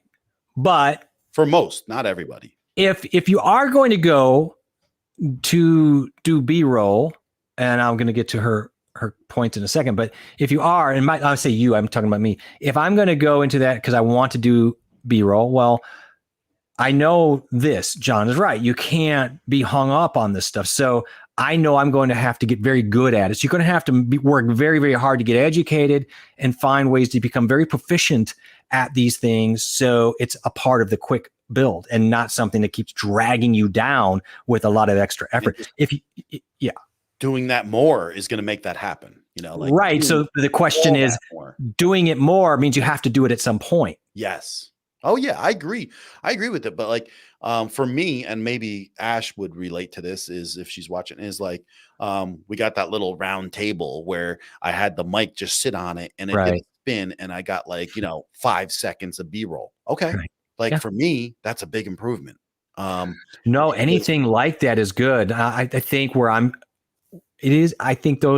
what I'm about. If you look at my trailer, my B-roll is actually very simple to do and very quick once you know how to do it. Technique though, too. There's techniques to be able to have your elbows pinched in and to be able to do B-roll freehand. And then on top of that, knowing how to edit and be able to put stabilization in your editing is another key factor, right? Yeah. So there's techniques though to get better and better.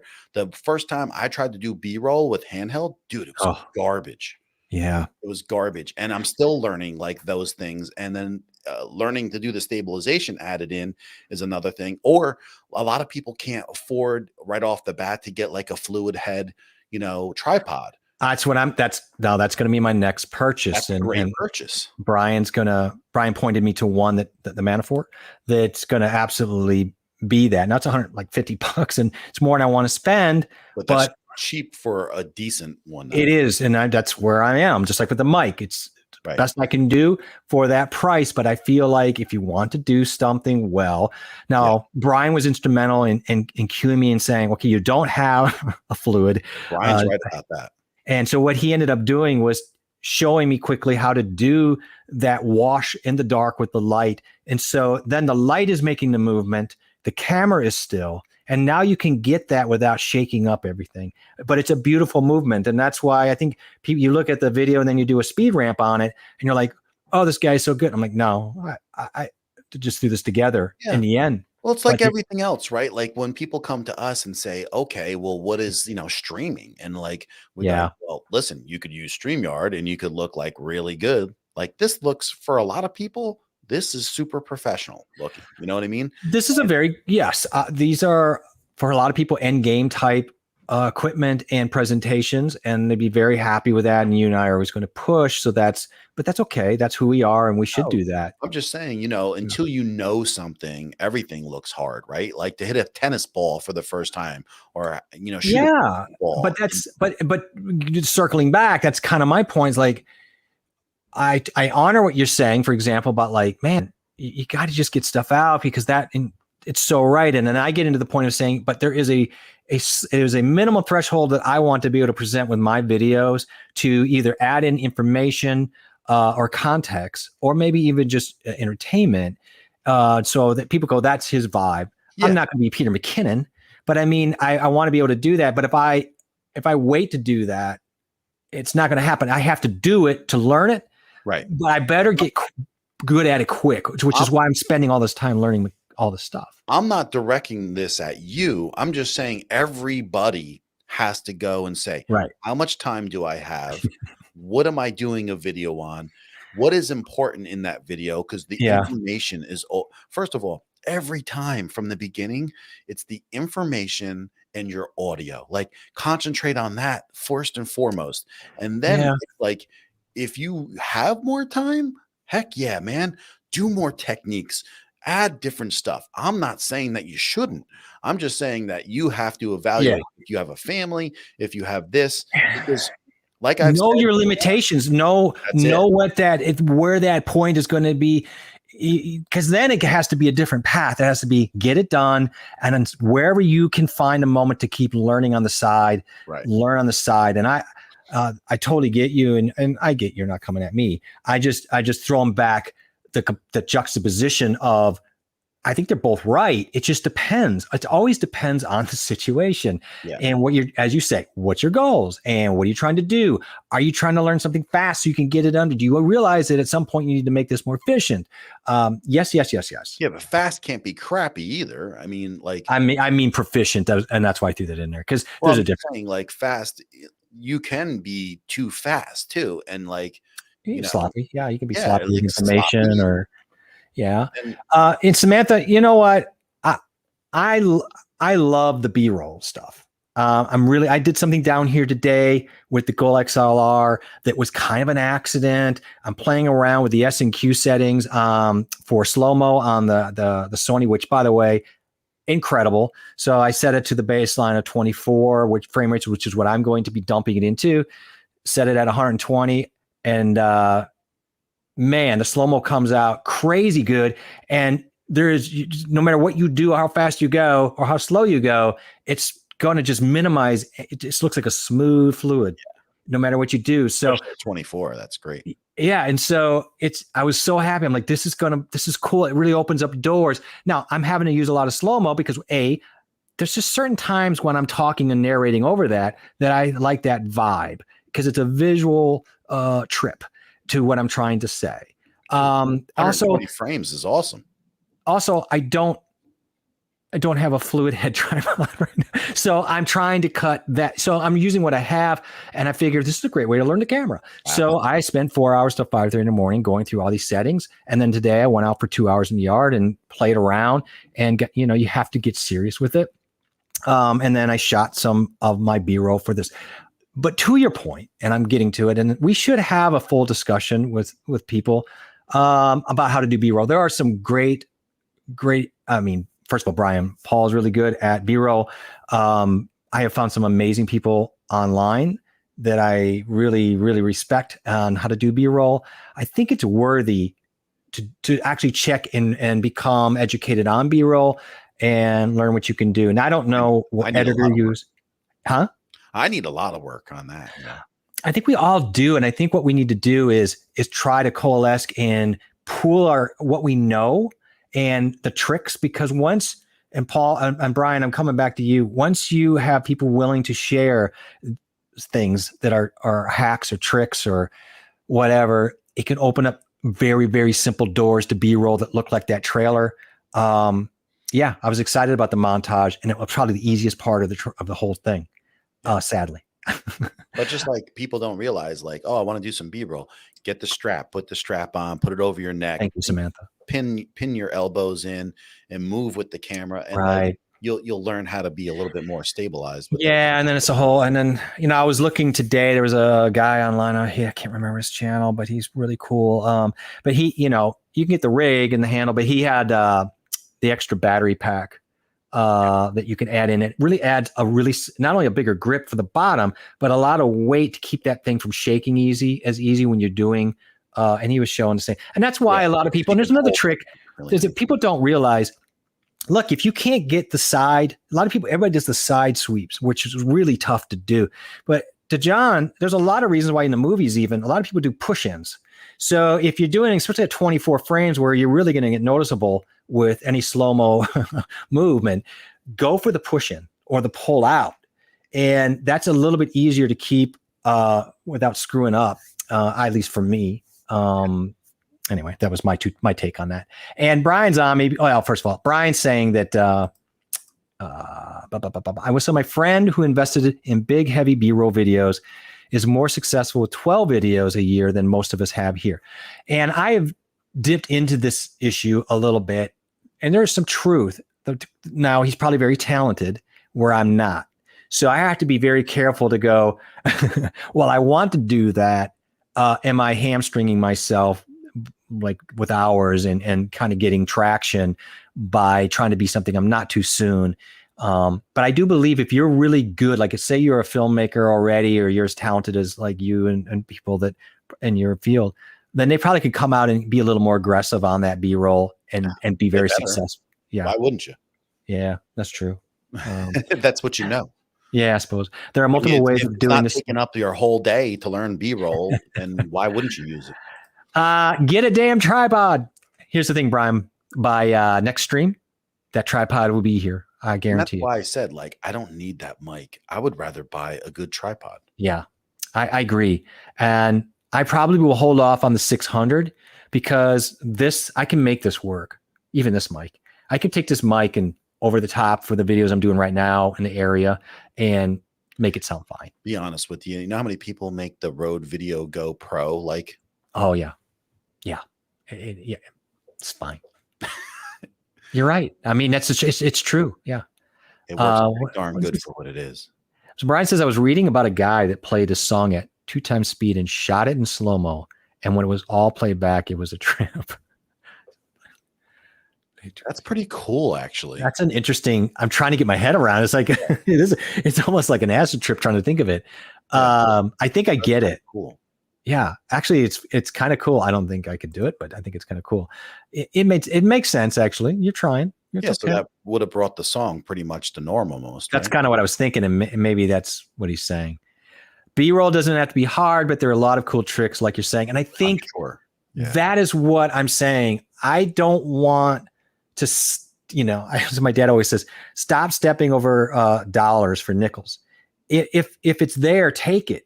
Yeah. There are ways to do. Don't just assume all B-roll or all sound or all this is hard. It's not.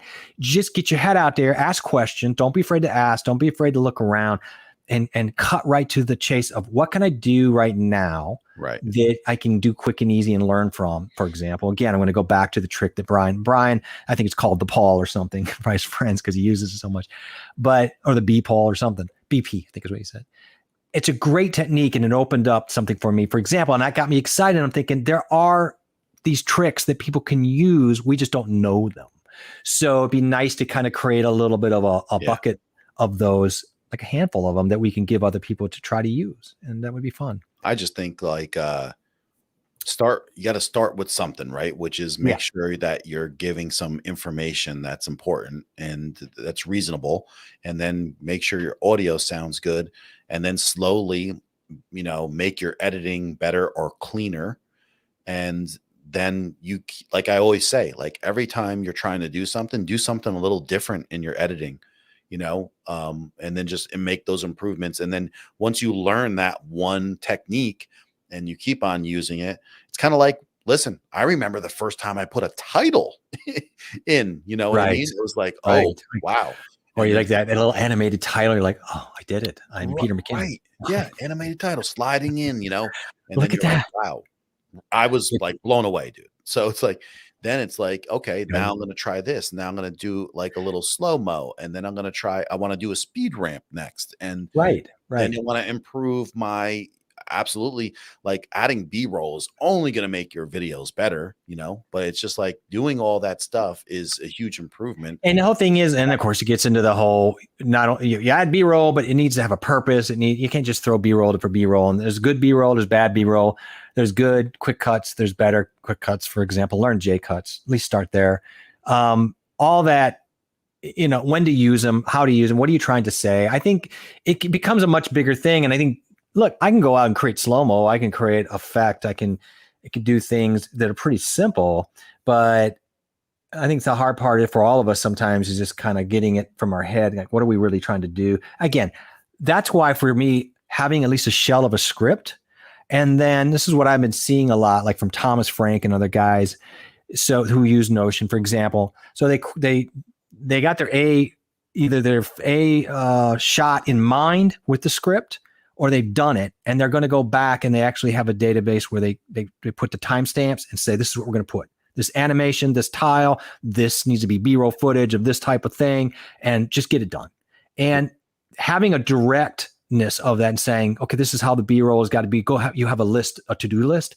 I think it makes it better for people like me, rather than going, what should I do? Yeah, well, it's thought out, and it's definitely like I always think of those things. Like I start training my head, like in these sentences, I could add B-roll here, you know?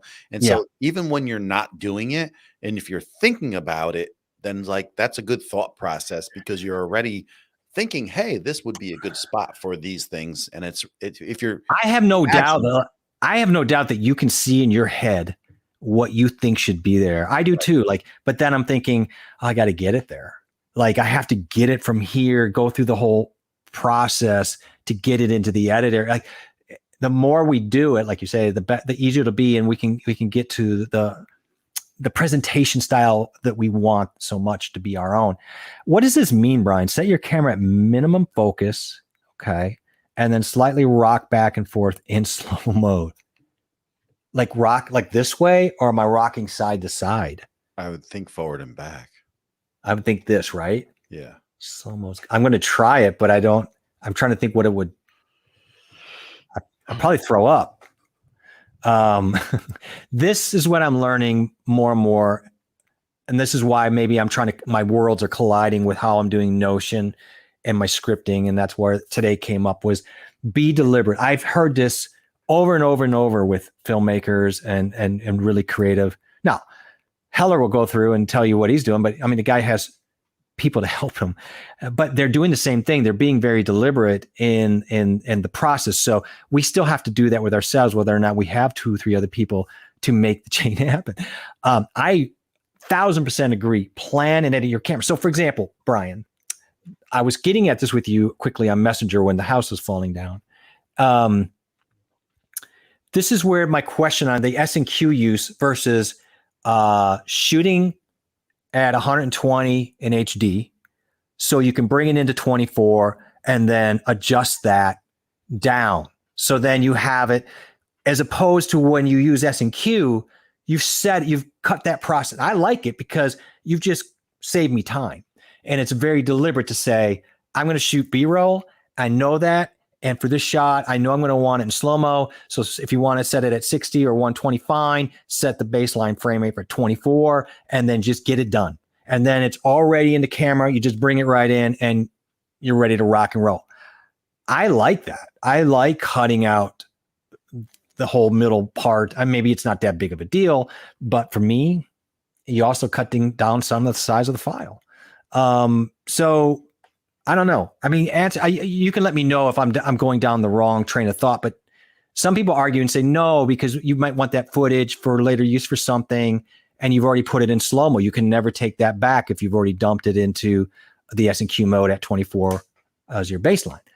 I'm being deliberate. I don't care. You know, I mean, there's a lot of people that will shoot in 60 so they shoot it in 60 so they could take it back in 24. Right. But in the S&Q mode, we're just saying, forget that. Just take it 60 and baseline for 24. We're not screwing around, and you get a nice smooth shot, and it does look beautiful. I did it today. Because otherwise you got to make that change in your software. Whereas like Canon for the longest time, if you shot 120, it would come out in slow-mo. So I think with Sony, you had to go and make that change in the software. It didn't come out as 120. Okay. It didn't come out. Hey, Mr. Doma, how you doing? Hi. How you doing this Tuesday night? You missed it. My house almost burned. My house almost was like the Wizard of Oz here for a second. And this is my second time seeing him today. That's great. I saw John earlier in a couple things, and it's been nice to see you around. I'm trying to get more and more active and get into things, and I'm enjoying it. I am. I'm in and out. So the focus comes in and out slow-mo.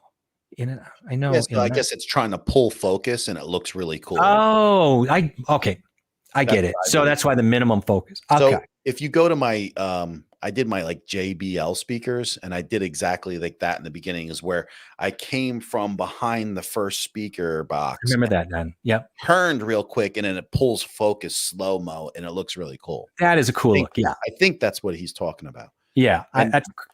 Your camera is even better because the 120 in this Canon right here, to pull focus, it doesn't focus in 120, so it's horrible. Your camera, I think it gives you like really good focus, right? In slow mo. If today was any idea, yes, because I did hardly any work, and it was really looking amazing. Yeah. That's the biggest thing about that's such an improvement with that. Yeah, I'd agree. I also found on I always hate this because I get this. What's the channel? Think Media. I love them, and I can never remember the media part. Sean Cannell. So the guy ran through some slow-mo settings and ideas for that, but he got into what I was getting into were profiles, and so they were talking about S-Log versus. And this is another discussion, H-Log, which would be a little bit more in the middle, I think, where a lot of people get screwed around with the S-Log because it's such a high, like they get a lot of ISO, like overexposure problems, I guess. And so they use the H-Log. And then so what he did was in this, he created a LUTs that was free, and it was amazing. So he's like, the color for the Canon M52 is better. And so the LUTs takes that profile, and it made it look exactly like the color spectrum of the Canon. It was really quite impressive. I don't know. It's just fun. I don't know. Oh, yeah. I thought it was great. So I got it. I'm going to try it out. I think it's going to be cool. Oh, yeah. That guy sells. There's that. Remember, I told you a while ago, is like this guy's been selling these LUTs for like years with that. But the thing is, that's when they were like the 64 just came out. I mean, the colors look a little better every time. But that's what I always told people too, is like, okay, so what? The color, okay, buy a LUT for $40 and you'll have it looking just like, the Canon colors. Yeah, agreed. So I just, because the Canon colors are really nice. Have a list in Notion, but if something pops and hits you, of course. Like, you don't want to get bogged down, or you can always add it into your Notion later on for a record's sake. But for sure, that happens all the time where I'm like, and I'm doing something, and then I'll take a different angle, or I'll see something else. And really, those things, Notions, or any of those things that you list out, whether it's the script they're just there to influence and move things along, but they shouldn't be cement. These things aren't in stone. So that's a great point, Brian. Thanks for bringing that up. I knew he was going to come out and say this right away. What's that? Right. Oh, the H-Log. I saw you. LUTs. Don't buy LUTs. I did. It was free. It was $0. So that's why I got it. Because all they're doing is they always say this is, I think those guys that Think Media, they do like one little notch in saturation, one little contrast adjustment. Yeah, it was very little. You could tell it's something to give away. That's all. Yeah, I did it because I'm like, I'll just use it as something to play with. It's free, and then I can test it. against stuff. But yeah, I just do things so I can sandbox. There's a real guy out there that I had a name for where he was selling a lot because, like, let's just, for instance, I think Brian would say that, agree with this if I'm not mistaken. I think it's, you get the green tint with the Sony things, and this guy he made this LUT, whatever, and it looks like absolutely like it would be coming out of a Canon camera. But I don't know. Yeah. Only reason I would say go for that is because I don't know any better. So yeah. I mean, the whole thing is I don't, there's no need probably at this point for me to be worrying about that, but I really can see, because I do, like, for example, in Photoshop, I love color grading photos and things. I can see where I'm going to really enjoy getting a vibe on that down the road. Maybe I'll create a LUT that for down here really gives a vibe that I like, for example. And it's similar. Heller does the same thing. They have their set branding of that, and it makes things easier in a way, because if you want to do that. Because they have less to do in post, it's like right where. Yeah, right. So it's not a priority, but to your point, as I see things, as I go through my other research, you put it away, you store it away. For example, I'm going to bring it up. I store it away in my wiki in Notion under video editing, and I come back to that when I want. And I just store those resources. I embed the videos. Everything is always in one spot. I don't have to go look for it all over again in playlists and stuff. And so I build my own wiki that way. That over time is going to tipping point give me an advantage in efficiency. I really believe that. I mean, you're not going to have to go through downloads looking for things. No. Or my emails. Like I do. It's annoying, and I do it all the time. Or, for example, this, man. We get all these great pop-ups on a new tripod or a new thing or a coupon or a new product that looks hot, right? And we're got all these tabs or a tab open. We're like, oh, God, I don't have time for this right now. So I create these type of things in Notion, and there's some beautiful extensions in Chrome. It's so easy to send it and build that page without even going to Notion, just and it's there. I can go look for it another day in my gathering droplets. And it's just, I don't have time for this stuff, man. I was just telling Danielle the other day, like I was looking for a thumbnail, and I'm like, even like when I go to Canva, I don't even name them. I'm like, what am I doing? All your thumbnails are on the live streaming one that we shared, by the way. You can go there and every thumbnail can be downloaded from every stream.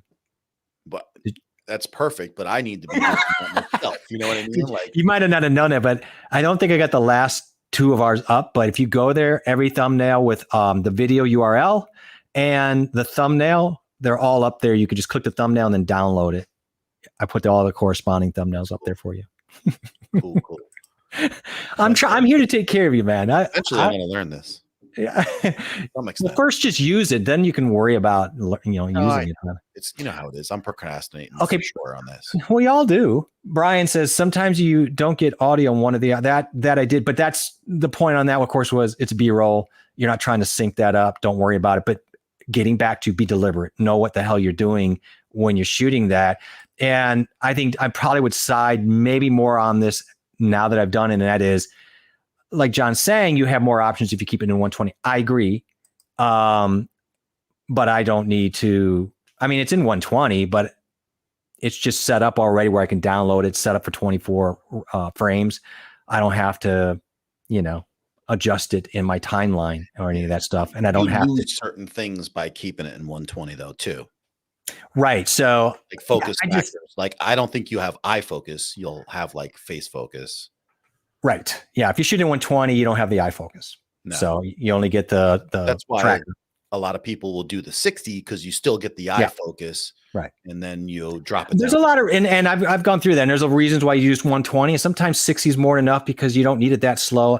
I mean, 120 pushed down to 24 is slow, like to a point where you almost have to speed it up if you really are trying to make a point, unless it's a very dramatic thing. So you have to be careful. So I'm experimenting between the two, but I'll be honest with you, I don't really care, man. I'm being deliberate at this point. It's like my B-roll is for this. I'm going to go shoot it. I don't care if I've already squashed it down to 24 on the camera. Let's just get the job done. Right. To his point. But it's also less efficient if you're deliberate. And I'm trying to be more deliberate about this stuff because I get hung up. So if I start thinking, am I shooting 24? Should I do my stuff in 30? No, I'm doing 24. When you do all the math, it works out great to do it in 24. I like how things slow down for the 24 and they look. So for me and what I want to do, it's a perfect number. I'm going with it. I want to keep doing it. A lot of people do it. Yeah. And there's good reasons to go. Nothing wrong with it. Yeah. Thank you. No, people will tell you. I appreciate that because I waffled and I hear people go, no, it doesn't. I remember you from the get-go, you wanted to do it. And I was like, well, you asked me, what do I do? And I said, I do 30. Yeah. And you're like, it made sense. I'm like, I should be doing. I'm like, no, do what makes you happy. I've learned to really love it and commit to it, but it took me a while to figure out why I really wanted to do it and why I'm comfortable with it now. So HLG isn't made to use like log. Okay. And that's where, again, this is the tail. This is the one area where I have to catch up in, and I'm trying to, but because it's not a focus, like I'm more worried about understanding slow-mo and how to set my cameras up right. And you really need on that camera, because the menuing system is such garbage, that you really need to leverage every single memory recall that you can and function button. Otherwise, it is just, this is really good though, because this points out, what we always talk about is if you're challenged tech-wise already by getting something that will be easier to use, will be beneficial for you. And that's why like people don't understand all that. And they're just like, no matter what, I'm going to get the best camera because it does everything. But if you're not using it and you're struggling to learn how to use it. I mean, you and I will learn anything. See, that's the difference. That's the thing. In fact, the harder it is, the more I'm going to dig in. I'm going to be like a pit bull, and I'm going to get into that bone, and I'm going to learn it because no one's going to tell me I can't learn it. Now, I may not be as good at it as other people. I don't care. I just am not going to be told I can't learn something. But it's no joke, right? Like even that like focus menu it's so much. Dude, in this that one, like you said you were last time we talked, you're like, I'll walk you through it. And I thought, no, man, I'm sure it's on the 8th page of the No. You were right. That was weird to find the answer to that. I found it. Yeah. I was proud, and I was better for finding it myself, but you pushed me, and I'm glad because I found it, and I'm like, this is nuts. This makes absolutely zero sense to me. But then that pushed me into going, just use your memory recalls, set some things up so you're not chasing the stuff and having, weird things happen all the time. As I was telling you, like, no matter what, I mean, I know that 6400, once you have it set right, it's going to lock on you and never move. Get the heck out. There's Dan. I ran into Dan like you did. I think it was Filmtopia where we in. Yeah. Dan was talking about, he's so humble. He's like, what was he was saying? Oh, audio. And, the creativity stuff I got, or the content creativity I got, but the audio and the video, I'm like, oh man, here I am. Like, I'm such an idiot. I'm like, oh, you've got this, blah, blah, blah. I wish I go to his channel. He's got like 46,000 subscribers and he's damn good. He's knocking it out of the ball at editing. I don't know what the heck. I'm like, dude, don't make me find you. So first of all, I saw Dan on Heather. Congratulations, by the way. Thanks for showing up. Thank you for showing up. But Heather Ramirez is where I saw him get interviewed by her. Yeah. And I was really taken back of his personality and how he operates and how he thinks. And I was like, I said to him a couple things like, I am definitely impressed by his drive and how he doesn't let anybody hold him back. And he perseveres through everything. He even talked about he's not missed like a stream in 2 years. Tell. You talked about Dan way back when, after one of our streams, like months ago, we had a private conversation where you said the exact same thing. This is something you have said to me a couple of times, that you really respected his drive, that how he handles himself, how committed he is. These are things that you did mention to me. Yeah. And I did check out, because we talked about it, and I did check out back then. It just didn't connect to me when we're talking Filmtopia, because a lot of things were happening very fast. Right. Then when I went to his channel, I'm like, oh, I've seen this, all the beard products. And first of all, this is never going to happen. Okay. This is 8 months of growth, Dan. I'm so embarrassed that you have to see this. Listen, if feel you like got a beard, first of all, you better go see Brian Paul. This is a guy you oh, should be they're going talking to. about it because I thought of that when I went there. I'm not going to lie to you. I went, how is Brian Paul not Here. here? I mean, I don't even belong here. I'm not man enough to be in this. But these are the people that, I won't, I promise. seeing at Heather's group and community and Yeah. meeting some of these people, that how inspiring they are to me. And it's not you're not inspiring because you have 46,000 subscribers. That is No. nothing to do it for me. It's how you got them. It's how you went about and acquired any of them.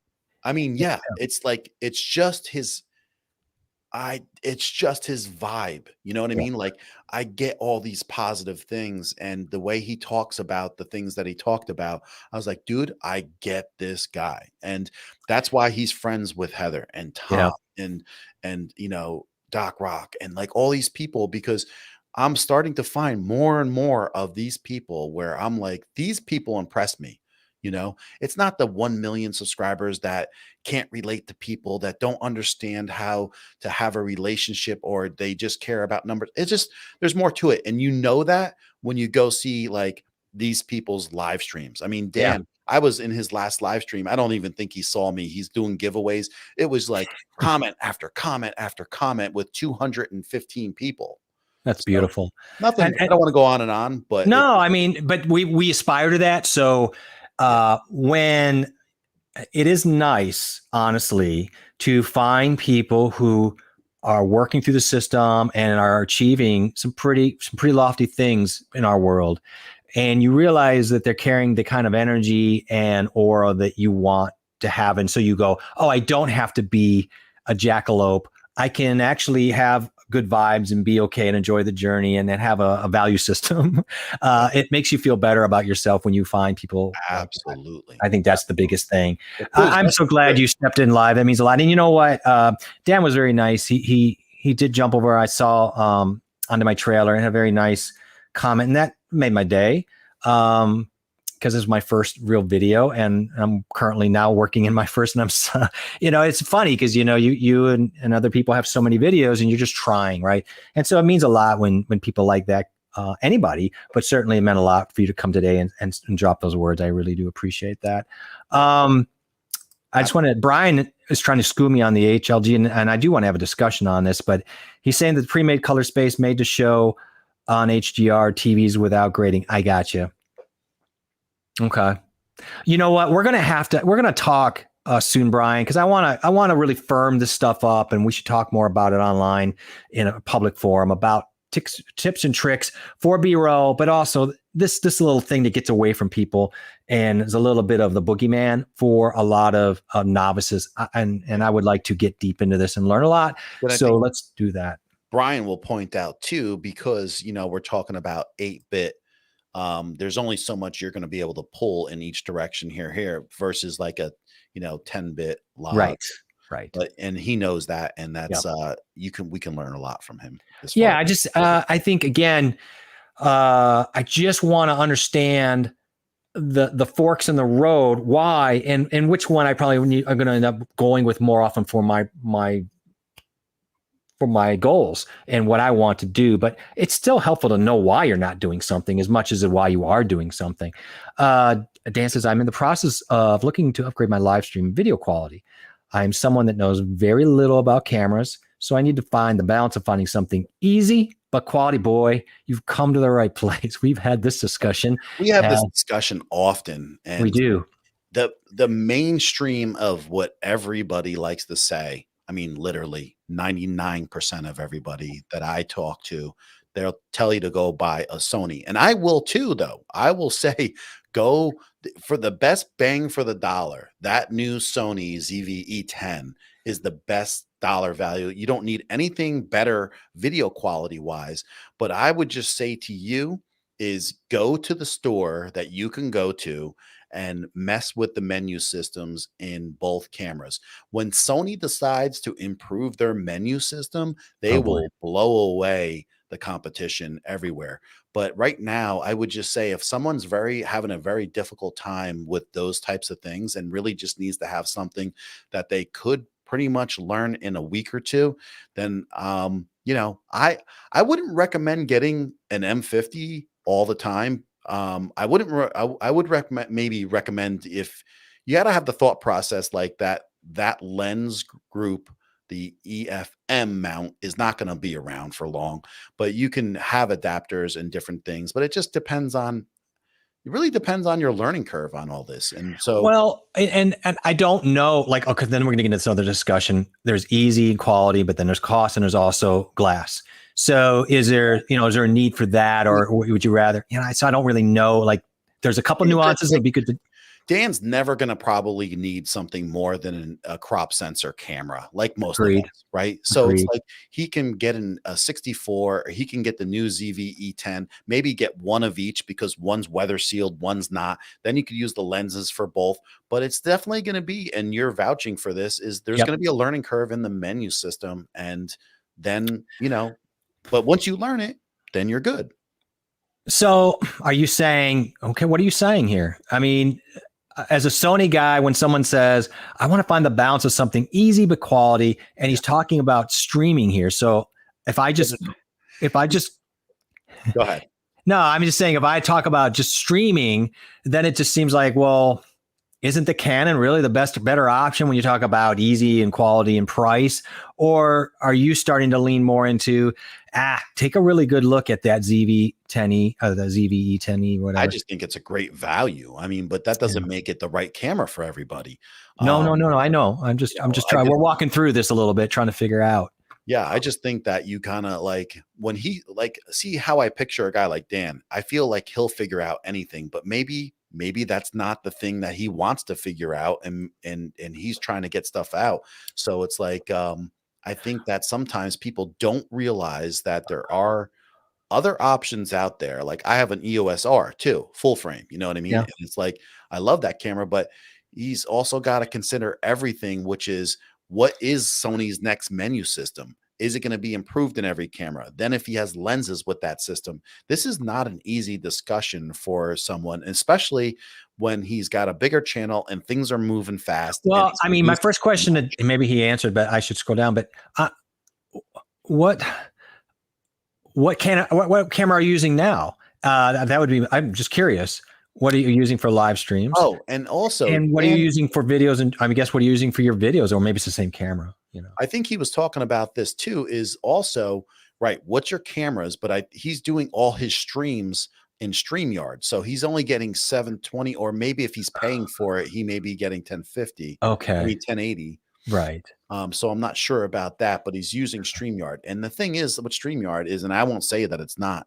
It's like StreamYard is so easy to use. It's like sometimes tough for people to get beyond that, especially in a live stream with 200 people, and growing. So we're actually going to use vMix on Thursday for the first time to improve our quality with sound and visually too. It's going to be an improvement for us. Just a quick side note, Brian, I think you're right on the cusp with being Brian. Aren't you already? Maybe I think you're Brian the Bearded already. You might be a little behind. That's pretty impressive. I think what Brian's got there is pretty impressive. Hey, by the way, I want to continue with this, but I wanted to say, I have been since I met Brian, his voice has gnawed at me, because we have talked about how his voice is very distinctive. We think it's perfect for streaming. There's just something about his voice. It works so great with animation. And then the other night, a video came up and I was watching it, and I'm going to butcher the last name. And my God, if his voice, and I mean this a compliment because I find this person to be very funny and talented. The guy is from, his name is Zach, and it starts with a G, the weird last name, the comedian. And he was in, oh God, I'm going to make. I only know one Zach Efron. Galifianakis or something like it's like, I can't remember how to pronounce his name. It's something like that. Your voice sounds eerily, because he started talking. I'm like, oh my God, I just heard Brian in my head. And so I think that's where I heard your voice. It's that distinctive. And so I think you should you definitely need to be out there. Just saying. So Dan says, I'm absolutely consumed with teaching and helping people. Boy, you sound a lot like John and I. John is absolutely consumed by this, and that's probably why you guys really hit it off. I love teaching. And so this is exciting. So the content creation is just one venue for me to express that. Totally understand that. Right. Building community is so fun. Same in the classroom. That's why John and I love this so much. And it's such a consuming thing that we're doing. I love teaching, taught kids music and music programs with ideas to aspire over the country for years. And that became something that I love. And I think it was my trigger for enjoying this content creation, honestly.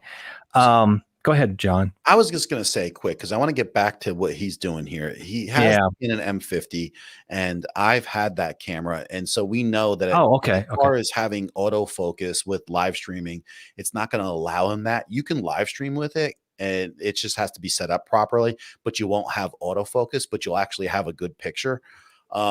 There's you have to go through some menu systems, and you're going to have manual focus. And if you're not moving around a lot, it's not like how I am, it wouldn't be a big deal.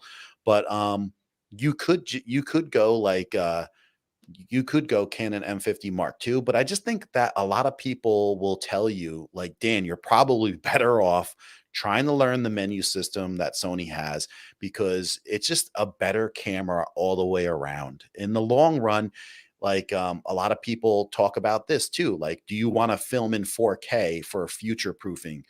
Do you want to stream in 4K? Do you stream in 4K now? Are you just using StreamYard? Are you looking to go to Ecamm, or are you looking to go to vMix?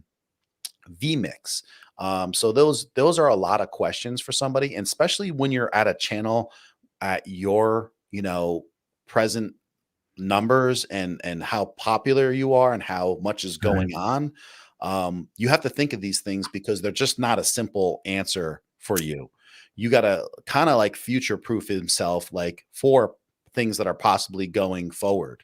Yeah. I think the new camera by Sony is starting to change the game plan a little bit now as we move forward. And I would say, I have to agree 1,000%. As you know, I love the Sony, but the menu system takes a minute. Now, I think someone like Dan is clearly somebody who can overcome the little annoyance of learning it. But once you learn it, it's okay, fine. And then you learn how to set, and you know what, come here and we'll walk through and cut through the noise, because Brian's amazing at it. You know an awful lot about it. And I've learned Tom Buck has now got he's got an A7 S3. Right. I saw that. He went from 2 Canon EOS Rs that he loved, which for the right reasons, I love mine too. But listen, I don't have that kind of money to spend on that camera, and nor does the majority of people. Don't right. Hell, if you can afford that camera, get 2 of them. Go ahead. They're great cameras. But right now he's got the Brio 4K. I just know the colors on that are wacky. It does not give you a good color or a good look for that's the common camera. You might have a raccoon on your chin. I'm sorry. That's just, but he does have a raccoon on his chin, by the way. Sorry. Go ahead. But I think that no matter what, I think he's going to get there with probably a Sony camera and picking up. And listen, the only thing that really stands out to me, it's not even his picture, because Dan gives so much information out when he's in his streams. Yeah. But there is one thing that I do hear right away, is I'm not in love with his sound. He was mentioning the Rode. Is that what he's working with here? That Rode shotgun is fine to use. Actually, we just said that earlier. It's the Plus. You can add batteries to it, and then it can go up 20 decibels, whatever. That's fine. But whatever he's using when he's talking to everybody and it's down, and it might be the Blue Yeti. I get that little echo or that little air, because there's a great distance between the mic and him. And it doesn't bother me a ton, but I notice it because that's the things I pick up on. And then I think people like Tom or Doc Rock would say, the more you can make yourself sound better for longer, then that keeps people watching your streams, and you get less. Sound can be one of those things where people don't realize it's grating on them, whether it could be ear fatigue. Right. Or maybe they just I'm not hearing well, and they don't realize why it's bugging them, I suppose. it is something that we get lost in on sometimes. I would love for him to like make a good decision on that. And like, listen, I know he's friends with Tom. So like what better person to really go and pick him, his brain with, and Tom and I see a very eye to eye with the majority of the stuff anyway. Right. And so, but like, I think that once he improves that would be like a big deal in his streams and stuff.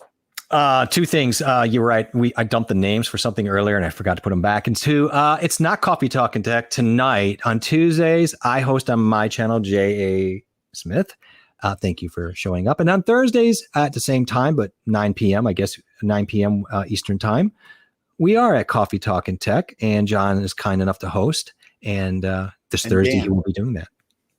Dan is like, see, here's the thing I want. I know I'm like a weirdo with some of this stuff, but look at his comment down here, right? His last comment. He says, I love and appreciate all this feedback. Okay. This guy doesn't need our stinking feedback. This guy is rocking it, right? Yeah. It goes to show you what kind of humble person this is. And this is the stuff that gets me. Like, Tom is like this. There's just, I don't know. It's just refreshing to me to meet people like this, because honestly, I can see intentions of every single person that strolls into a stream, every person that shows up. And sometimes, like, when we get people that are truly supportive of what we're trying to do, it means like so much. And I think you can understand that. Like, people show up to your stream because, dude, they want that information. They're not looking to get subs, or they're not looking to. I'll be honest with you. I was combing through today, a couple of the videos, and I was looking at the comments. It blows me away. I don't have a beard, but it blows me away the amount of questions and how much upkeep and different things you can do with beards. It is quite amazing. And I don't have a beard, but it's interesting. So, I had a lot of fun with that. And you were kind enough to drop that comment. I appreciate that. I did work hard on it. I had a lot of help. And Brian and John were a big part of that, getting that off the ground. Thank you so much. That's all I can say is I really appreciate that. It means a lot, of course. And Mommy Lala, I just want to catch up here real quick. Yeah. Yes, I do. I got to do something. I just feel like there's something in that.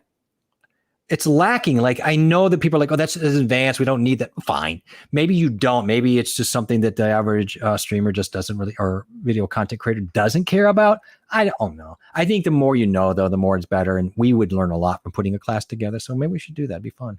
We might be surprised at how many people go, yeah, I'd really like to know a little bit more, as long as you don't talk over me. And I can actually learn something without feeling I don't belong there. Because that's what I was finding as I tripped around. A lot of times these guys are so good at what they do, they don't realize they're just talking right over me. And then I would find a couple guys like, oh my God. That's exactly why I like my guy. He's like this New Jersey guy too. And it's just like, he breaks it down most of the time. And I'm like, oh my God, thank God. I need a guy who draws stick figures, talks really slow. It just kind of spells it all out for me. We will do that. And, so do you see Cashew's comment here above? Can you just put that up? Yeah, I saw it and I was trying to find it. I apologize. There was a lot. Second to last.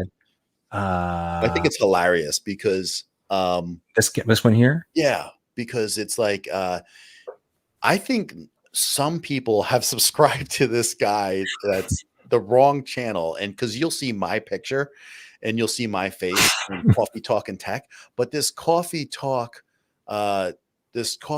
Tech Talk. I saw that. But it's hilarious because when these guys started out, they had more subscribers than me and I had nobody and I was below them. And then usually now when I do it, it's like I'm above and my stuff is showing up a little bit more. But I think they've gotten like several subscribers from me though. I think. And I looked around and I went through numerations of like, what am I going to do? I was drum up studio for a while and look, I could have stayed. That would have been fine. But whatever. I'm fine with. There aren't a lot of J. Smiths, really, surprisingly, that are in the way. So I don't know. No one's going to mistake me. But I did see that guy, so I know what you're talking about. Right. Hey, I did nail the pronunciation on Zach, so that's great, and he is funny. And Brian, you got a voice so much like his, it brings people in. And I wish I had that asset. Unfortunately, I don't.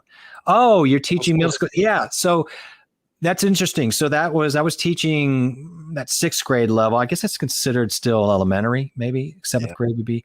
I'm not sure. And I really enjoyed that. We would go in and teach kids how to write lyrics and do multi-track chording over the year. And I really enjoyed working with those ages. So that's a lot of fun. My wife's, I think this is her 15th year. Right. Teaching middle school phys ed and health. Right. So oh boy, 15. Wow. 15 years. You need good teachers, man. I'm telling you. It's good. And she is. I love her. I no doubt. She's been teaching us every week. She teaches us something on here. Two grown, stunted, emotional men. Oh God. But yeah, that's just so funny. This is what he was talking about. I appreciate it's just like that just goes to show you someone like that. I would love for him, before he jumps the gun about like the cameras, is get something that is going to be a little bit more up to his face, or even if he doesn't like this, then spend the money for a really good shotgun and keep it just out. It depends what you like. See, I don't dislike this look at all. Here's the thing. I don't dislike this for 99% of the stuff I use. There's some videos I don't want as a distraction. It might be more about my doing apps and things like that, maybe, or certain video talks. I don't want that to be in the way. But again, that's just being hyper. Like, no one cares really. No, it's just it's a tool, right? A shotgun might be another tool for what you want to change up. And this doesn't work all the time. And Dan, I'm looking for one. So I've narrowed down my purchase to the Senta their MKE 600, which I feel in the class. And so does John, is really the best shotgun mic out there, and it won't break the bank. I think it's around $340. I found them much cheaper on eBay though, even, and they're in abundance right now. So you could probably get them, I think, $240 even on eBay. So, again, it just depends on what you're looking for, but what a great mic for the price. He's going to pay someone to help him. I was reading this because I was thinking I've been there. It's just like, I got stuff to do. I don't really want to learn this. It kind of, sometimes you feel that way about just editing. It's like, the way he talks, he's got sponsorships and people he's got deals with. He's there's so much on his plate that he's like, and we always talk about this, there are things that you have to go and put out where people take care of these things. You delegate them out, because if you want to be successful in business, you have to have a certain amount of trusted people that you're delegating stuff out to keep on growing, And so I understand where he's coming from. But I mean, he's clearly in that mode where he's like, I'm at a point where I need to augment, or I feel I need to augment. And that would, I get that. Like we all want to just get to some point where like, I want to take it up a notch. And, I mean, if the problem is trying to do it all at once, because every component, whether it's lights or cameras or mics, as you saw, everything just becomes overwhelming because they're each an own animal, right? And just getting a camera. So get that camera. Everything's working for him though, because right. Yeah. You know what I mean? Yeah, we know more about that. We know more about maybe cameras, and yet we ain't at 46K. So it's like, it's so funny. Everybody's on their path though, and they all have their needs. So that's a good lesson too. I love it though, because like I said, every time I meet somebody where I get this vibe and I'm like, these are the people for me. Yeah. You know what I mean? Like, what Heather's community is so great at doing. And I think that, I think it's going to be great to be there to see that type of stuff and me grow, like us grow. And this whole thing that we're doing with streaming grow, because we both love streaming too. Oh, we'd be honored if you reached out and let us know what your thoughts are, or where you went, what direction you went and your thoughts after you do it, because that would really help to know, what's happening out there. First of all, I keep on saying, I'm just like, come on, man, this guy is friends with Tom and everything. And he's saying he's going to reach out to us. No, we don't mind. You can always reach out to us. We're flattered. I didn't want to like, or sell that though. I was trying to be more reserved, but yes, that's how I feel too. Is like, no. And of course, man, we would love it. Like, come talk to us and let us know. And if you get some research, let's have more of a conversation about it. I just think John's right. I think you'll overcome that Sony. It's like, if you put that aside, I feel like that's where you got to be. And I think you'll be so happy with what that gives you, the flexibility, the value of it. I just feel like, man, the thing is, this goes on and on, right? Because you talk to different Matt, what's his name, La Jolla, whatever, the guy that has 1 million subscribers, Matt, right? Yes. And he's like, he came out of video yesterday. What would you choose today, Sony or Canon? Right? Everybody that was talking photography, they were like, well, I would like to shoot photography with my Canon still. And but that could change tomorrow. So what's being released in the next week or two? The Canon R3. And listen, that's not a camera for any of us, because that's like a $6,000 camera. It's not something I'm going to dip into. The point is that these companies are going back and forth, and they're too fantastic. And Brian mentioned that. Brian was talking. He always seems to be into those, that, hey, next year Canon's got some ideas, and that's true. But right now in this world, I think Sony is the right way to go. What's he saying on this follow-up? I set up my Canon 50 almost 2 years ago and literally have not touched the settings since. I'm in a controlled studio. I'm too scared to mess with. Boy, welcome to the club. I'm with you, because I just got this 6400 from Sony 3-4 weeks ago, and it took me a minute to get comfortable. Now I'm just in the guts of it, and I'm like, oh, this is great. Right.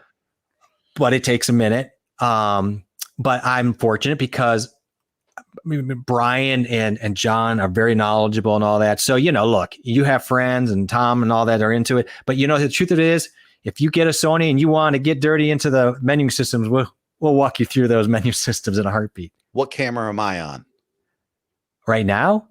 You are.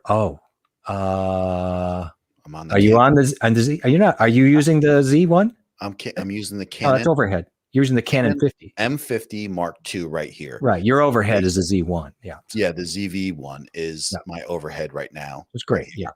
And the Canon M50 Mark II, which has a clean HDMI. And the thing is that I feel is like, honestly, honest to God, because this guy's content is rocking it. And this is why I don't want to suggest things like left and right, but he could get 2 of these cameras with the Sigma lenses and he would rock it out. And that's the thing, man. Have some idea of the menu system, and it's like it would be done. It would be way good enough. But then, and that's the way I look at it, because I'm no pro video. You know what I mean? So to me, it's like I would want something that I could stream with. That's important. Yeah. I want the articulating screen. I absolutely love the touch screen on the Canons. Okay, you're not going to get that with a Sony. It's so frustrating. But listen, when it comes down to it, the Sony does more powerful things, but do you need those things? And that's what it always comes down to. Right. So I get it. Yeah. And I'll go, I get this toy and I have to screw around with it and learn new things. And that's true. But I think, you're right. When to get 2 of them and rock it out would be quite amazing. And lighting is important. And yes, very I had good lighting until the storm hit. We had a storm here, Dan. And so you can see I have a candle here. Right. That's not because I'm afraid of ghosts. Our power was supposed to go. He's saying we look good, but just remember we're in 720 because we're not paying for 1080 in StreamYard. So that's true. We're at 720 right now. Yeah, we're in 720. That's good. You guys are checking Dan out. I mean, that guy is unbelievable. Oh, good. So we don't even know that we thought it was a he, so whatever. That's a terrible assumption. And the fact that she's saying that I believe I don't have that beard. But you know what? Look at my beard, Cashew. This is terrible. I can't do a beard. I wanted to. For years I wanted, but I end up looking like a hobo. Like it just gets really weird on some spots. And should I have known? Because I think that's a German recipe right there. So Cashew Gesundheit? I don't Gesundheit. I don't think so. I would love to know what the idea of this is. I'm pretty sure it is. Yeah. Being gender neutral would definitely be in your best interest to stay on the low. But we'll keep that between us. No one's going to ever know. It's not now it's in the stream though. Well, we'll cut it out. Thank you for the warm welcome, kind words of encouragement. Yes, I'm off to go to Films ad work. We'll tune in Thursday. I can't wait to see you. Dude, I can't even believe that he spent this much time here. This is a guy who has limited time, and it just goes to show how supportive that he is. Thank you so much. Yeah, absolutely. I want to thank you too. It lit up my day. Again, thanks for the kind comment on the video. Love your channel. Love what you're doing. It is inspiring to us. So keep it up, and we'll see you on Thursday. Hopefully come in and say hi, and maybe you'll have more information on where the camera. And he can always reach out to us, right? Absolutely. I can't wait. It's That's fun ridiculous. for us. Can you reach out to us? God, reach out and punch us in the face. I want to show you this. Look, what does it say? Hang on a second. Oh, You were right. It was a recipe. Very good, John. I appreciate. That's great. Look at you. I'm full of useless. Look at you. That's what I was thinking was the sneezing thing, right? And then, but it's apparently a recipe. That's really funny. Yeah. Lighting is just important, and dialing in the settings. And boy, it's so true. I'm learning that every day. The thing that like Brian's pointing out, the lighting, right? Which is like people don't realize also that's also because of even if you're in a light or dark setting, people don't realize it. Even when you're in a dark setting, you need lighting. Yeah, they kind of, that was my thing early on was like, okay, I made it dark, but now I can't see myself. And how are we getting, really dealing with the point lighting, key lights and all that stuff and understanding that. And then you get into that frustration of fine, but then I put up my lighting and I can't keep a dark background if I want like this. And all light, and it's just it's such a combination between understanding the lighting options, the techniques, understanding your camera and f-stop, how that all plays into everything and the ISOs. And so that recipe is just, it's a big thing. It's a big thing to learn. I find out if my wife is still watching the stream. It always works too. That's because I told him it was a recipe. I just love how she comes up and cleans up the lies, John. Oh, she always jumps in right away. That's why I do it, because I love it. Remember how you tried to tell chat last week how you manly picked up that dryer all by yourself and carried it around the house like a toy? Really, yeah, she tells. I really did do that. I did pick up the dryer and put it down on the ground by myself, but I didn't take the new one and put it up by myself because I didn't want to dent anything. Please, you didn't pick up anything. Your wife came in and you cried, and she's like, "John, I'll pick up the other side. I got this." And then you went. Don't tell Jeff. Don't tell Jay, my friend, that I didn't pick this up by myself. I may be 50 years old and out of shape, but I'm still pretty goddamn strong. Jeez. Look at this. I got the Marvel shirt. If I'd been in your neighborhood, I'd have come over there, told you, step aside, little lady. I got this. And then Daniel would have punched me in the face, and she would have done it herself. My wife is no slouch either as far as streets. So it's like, no, man, she could probably take us both. Are you kidding me? She's like, I got you. And that's just with her brain. White balance is also very important. She's definitely smarter than me. Oh, she's definitely smart. Both of us put together. That was my nickname in high school. What's that? White balance. I was like, white shadow, white balance. Sorry. Was that your? I could see that. Yeah, because I used to dunk the ball. You just no, that's not true. I mean, you dunked it, but they didn't call you white balance. That makes no sense. What does that have to do? Okay. I only dunked it 3 times in a game. Ever. Good. See, we got him addicted. He can't freaking leave. He'll never get that video done. And when he doesn't get the video done and he starts to lose 10,000 subs a day, he's going to blame us and we'll end up getting, it's a whole slippery slope. Dude, I'm always impressed by live streams because that's what I like is like when you see somebody who has, 10,000 subscribers or 50,000, it doesn't always equate to how many people show up for a live. No, and man. It does not. Lives are rapid, and Tom's too. They seem pretty active from what you were telling me. So it's like, we've been talking. We're like, we're growing. We've only doing it a few months, and we're thinking, God, if we can, we maxed out 20 ones. We're like, if we can get to 50 concurrent someday, we are going to be just high-fiving each other and we'll be excited. Yeah, I mean, like I think just being consistent in having some good topics that we talk about. We just hope to get, better and better. Like lettuce. This is your joke. This is your kind of joke. My wife would tell you that I've been saying that for a million years. Let us stop this madness. You're the king of bad pun jokes. I love it. I am. I'm not. See, this is why I'm trying. Like I've been watching you lately, and I'm like trying to do the same posture for the same reason, which is it helps your core, and you get to be. Dude. What core? You guys don't see it, but I'm 5'10.5", 267 pounds. And so there's no core. It's like I've lost. There's no middle section. The legs break into like a back. I totally destroyed my left arm in a motorcycle accident. I've broken my back. I'm lucky to have like these toothpick arms that I have nowadays. My legs are like nothing what they used to be. Whatever. It happens. What are you gonna do? And yet you manhandled a dryer. I threw a dryer around like a rag doll. You're like a rag doll. It's the most you'll ever be around a dryer, probably ever. He said the most, oh my God, 463 congruent.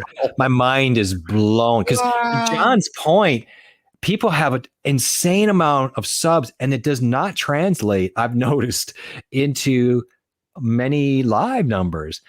463 just blows my freaking mind. Slow chat mode for the win. Yep. Yeah. So I actually, because I had someone come into my streams recently and I realized that I didn't have everything set up for a safe stream, as safe as I could be. I have things enabled like the slow chat to a certain extent and the new subscriber factor to a certain extent. And, I didn't want to do that stuff because I didn't want to limit engagement, but then also you can't have your streams disrupted just because you want to be a little safer. So there's definitely an even keel there. I mean, with that kind of numbers, I'm assuming, I'm wondering too, if it's subs only who are allowed in his chat, because the odds of getting rated at that level seem really high. Like you're just doing. He's saying, I love the new subscriber chat. So that means that they're yes. Yeah, they're only subscribed. So big fan of that. I know Twitch has had that for a while. And every time I saw that, these guys have 1 million subs on Twitch and they're getting hammered. I'm like, and that was a good feature that they had. That is crazy. Yes, he does have great posture. Mine is not good either. My wife's been getting on me about it, and she even bought me one of those posture, and they do work, like those little things that get those you straps. Yeah, they're kind of silly to wear, but they work, and it got me. It's teaching your muscles. Yeah, totally. It's already helping. Like I'm already feeling that. And it keeps you conscious, also. Yeah, and I laugh about it, but 25 years or more of drumming, I had a throne, and it just wasn't a great one. And what happened? It wobbled a little bit. I just left. I'm like, it's fine. It wasn't fine. I found myself leaning more over to compensate and to balance, and it destroyed my posture over the years. And so now I'm having to fix it along with tinnitus. Well, it's like anything that you have also, like if it's a particular sport or whatever, and you're doing repetition for years and years, then your body adapts to that, So if you're a drummer, it's either, you may have like a muscular back, but you also may have an extended shoulder lean forward because you're always reaching forward. And those, and that's the thing. If you've ever played on a drum kit, the biggest problem drummers have, and my chiropractor has a lot of drummers. The problem is, it's not to picking up the 1 foot for the kick drum. The problem is often, if you sit in your chair, imagine picking up both feet at the same time and playing on sitting, and now your arms are out, which is why it's critical now that the drum equipment pulls in much closer, as opposed to the toms used to be so far out. They used to be attached to the bass drum. It was so annoying because you were reaching out, and it was create a lot of bad backs. It wasn't right. It wasn't what is that called to your body? Ergonomic. Ergonomic, physically ergonomic for your body. No. And for a drummer, especially, balance and just being absolutely melting butter loose in every muscle is so important, especially if you're playing at speeds. You can't be tense at all, or it throws everything off. I can't imagine. Yeah, I'm with you. I'm just blown away by 463. I can't even imagine handling that much chat. I'm going to assume it's got quite a few mods in there as well. Weeping Wheel. Brian, you and I will discuss it. I will get you one of those back things, and we will rework. I'll tell you what, I'll fix your back and you show me how to grow a beard so I can go on Dan's. Yeah, exactly. You get used to higher volume chats. I am not a content creator. I just moderate and research and follow the movement of trolls, but I'm moderating a 700 person chat in 1 year and screen now. Holy smokes. Okay. That's a lot of movement. A lot of eyeballing to check. But, you probably do get pretty good at sensing and seeing certain words and things going on, or maybe certain types of subjects or conversations on the side. Then I think also like like how someone's chat is like, you can like if someone has a pretty clean chat, then you could watch it and it generally doesn't get out of hand. Yes. If you're looking for just that one little sign, then you got to be like on your toes probably. Yes. So I think it's just you almost get a spidey sense. I think after a while you kind of just start to feel like, hey, something's amiss. Spidey senses are up. I've been watching a tremendous amount of streams lately, and I'm noticing a lot of smaller streamers or smaller channels You were with saying that. 5,000 or under, and they don't have their chat set up properly. There's like no moderators, no keywords put in, and they're getting slammed and they don't know how to react to it a lot of times. And by watching this and seeing this and it happening on a small scale to me one day, You got slammed. I positioned myself now to be better than I would normally be. Look, I have very little subs, so I'm feeling, like so under the radar. I can get away with it. The truth is, I want to get out ahead of it, so I do want to have a sidebar with you at some point and kind of just like template out a little bit where you're at, because I think your path makes sense to me, and I believe in that. So it's a little bit of prevention. So it would actually be a good night to talk about one of those topics too. We could bring it up and. Yes. Something we talk about. No, I think let's do that. Like, I already have questions, so I can kind of stimulate that because I know enough about it, and obviously, but we should bring it out and say, here's how we would do it. Hey, school Jeff, and we can just have, because it's not something that's like, you don't have to be a genius once you look for it and you know how to, to do the things you need to do. It's great. And, YouTube was awesome to be able to put out a few of those new features that let you utilize. It was a long time in coming. I mean, they really needed that. And I think for some people to be able to dump the dislikes was probably good too. If nothing else, maybe to try to dissuade, like some people say, don't use it. But I'm like, sometimes it's a way of just frustrating troll raids enough where they're like, well, there's nothing there for us to really grab onto anymore or whatever. I don't know. It's tricky. I mean, it starts out sometimes you get a few subscribers, and then every time you release a video, there's 1 or 2 dislikes. And at that point, there's subscribers because it happens kind of fast. And right. So, it's getting found and hit really quick. Right. And okay, fine. That's the way it is, and that's just part of the game. But you do need to manage things and how you handle it. Like we talked about, and Cash, you brought this up last week about these raids really want to engage you, get you to say things, screen capture it, and basically get you, slam, maybe banned, depending. So if nothing else, like I told you is that like 2 weeks ago, I was on a stream and some guy said I banned him. And you said that. Yeah. I had no idea. Like, I don't know. He got caught in one of the words, maybe just got caught up. No, I didn't have, actually, you had a few. I didn't have anything up to ban. It was like if anything, it would be a timeout. Okay. So I had adjusted some of the words, and I don't think it can put him in a time out. I just don't think it would let it be seen if he put the word in. And so I think I right clicked the chat, and see, this gets me. He got so aggravated, but like, dude, look how small my channel is. Do you think I've been doing this for a million years? Like, you're making mistakes, man. You just small stream, and if I right click by some way by accident and banned you, I didn't mean to. So I mean, you're like small stream. I want to tell you this one part because I didn't notice this till yesterday. Sometimes you go into your comments, right? If you go into your studio, you go into comments, and then you go and click on the top, it says unread comments or held comments. Actually, it is. And I went and hit the held comments, and I didn't even realize that it even existed. Okay. Another thing you got to learn. And I saw that guy who I banned by accident, he put literally like, as many as words that he could have typed, I guess. And he explained everything, and he left this comment for people to see that didn't get posted, but like slamming me. And I'm like, he has 2 big channels.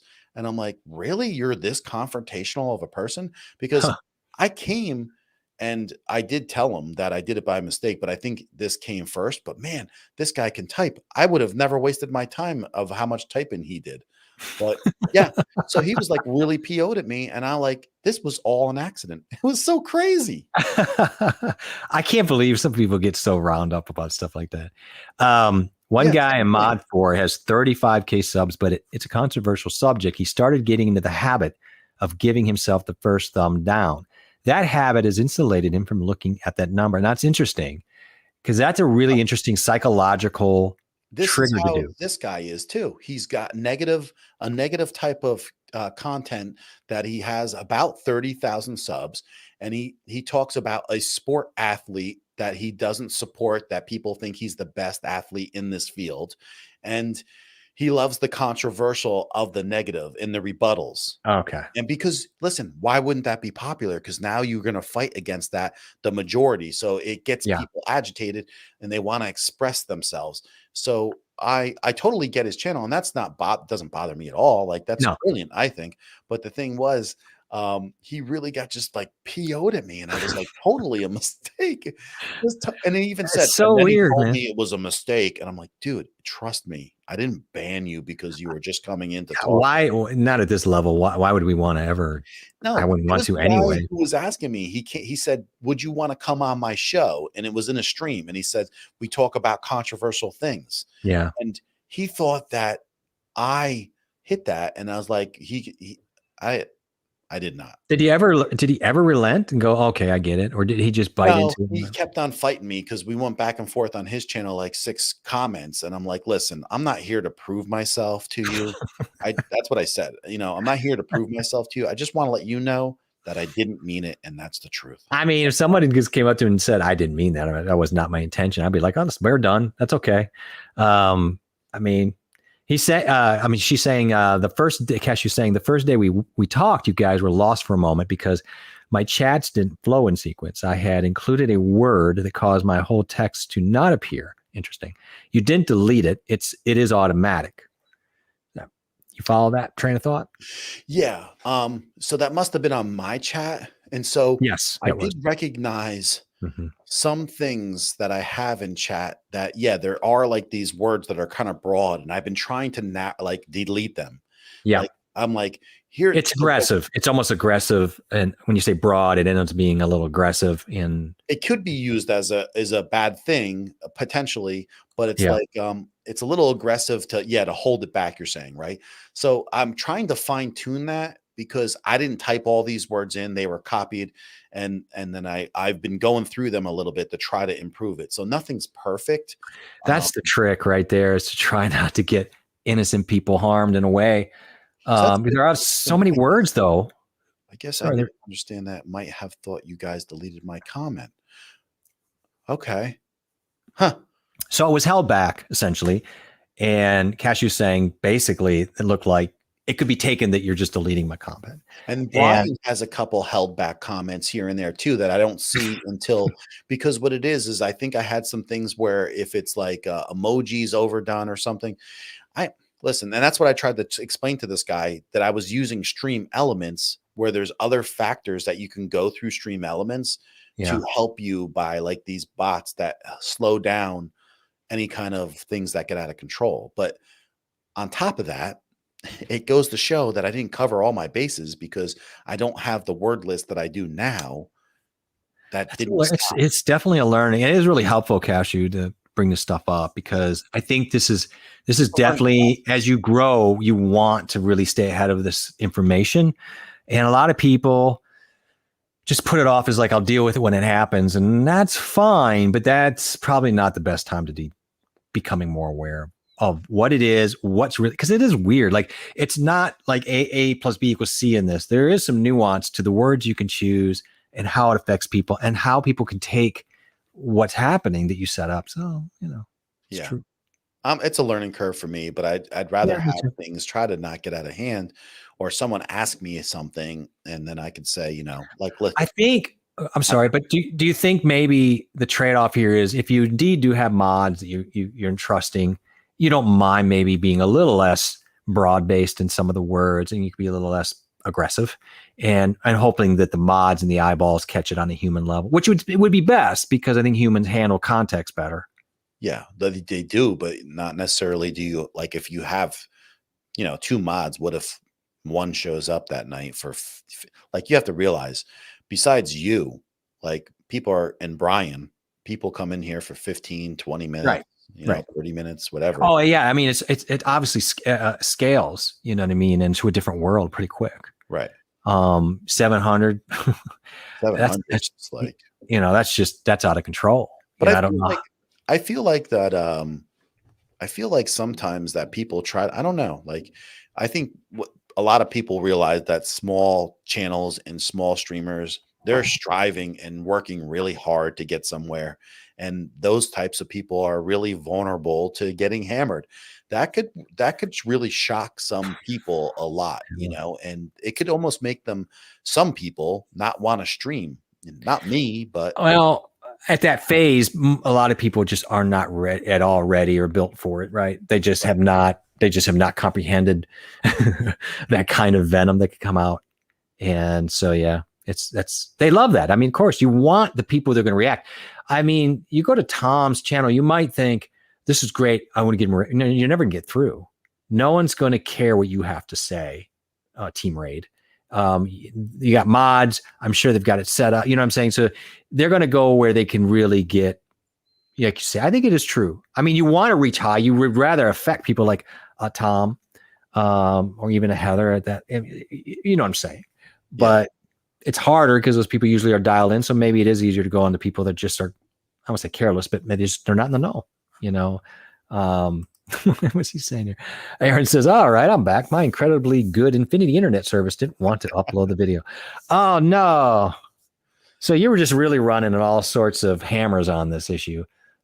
So they worked out the YouTube issue, the YouTube buddy issue, I'm guessing. So the TubeBuddy, yeah. The TubeBuddy issue. What was the TubeBuddy? I missed it. You guys were working on it in the background. What was the issue with that? Wow, something wasn't working right in Chrome with them. And okay. So it's an extension problem and it wasn't working, probably something like that. Yeah. Which I didn't understand because they were talking about uploading through TubeBuddy. Now I don't do it. I think vidIQ does have a thing where you can upload to. I just don't. I upload directly. I find it's probably just a little bit more control and safety. That's the way I do everything. I don't know. Everybody's got their flow. I mean, it's okay. Man, we are at 3 hours. I guess it's time. Hey, by the way, before we check out of here, what's the verdict on where I'm at with the Wave XLR and the settings so far? At least tonight. Good. I think you're getting comfortable. And we're going to save that for Thursday. Nah, that's good. Okay, that's fair. I'm trying to find, like I did some testing tonight on YouTube. It's difficult to test by yourself, but you can do it. You do some videos and come back. Yeah, you were pretty, when I went back and listened to our test stream, you were a little louder than me. Yes. Maybe a tad hot. Tad. Yeah. I think I would agree with that. Yeah. It's, but like I was telling you when we were testing, you're like, it looks a little low on my side. And I said, it's really hard to go through a couple things and have it always be perfect. Because it's almost better to be a little bit lower than too high, because then you don't ever hit that little, I don't know. Well, yeah, I mean, I don't want to burn people's ears, and I push more than you. You have a tendency to be very good about controlling your volume through your voice, where I tend to get very animated and tend to speak and push and pull my voice a little bit too much sometimes. And so I get concerned about that at times. I don't want to burn people's ears out. Your voice is fine. It's never like your voice is too hard. You have a tendency to move into the mic a lot. I do. I'm very fidgety. Yeah, but as far as your tone is always fine. Yeah, and I'm trying to you're saying that normally John is slightly hotter or louder. I would say, than me. Louder, that's true. Or do I sound like I shouldn't sound anything close to peaked?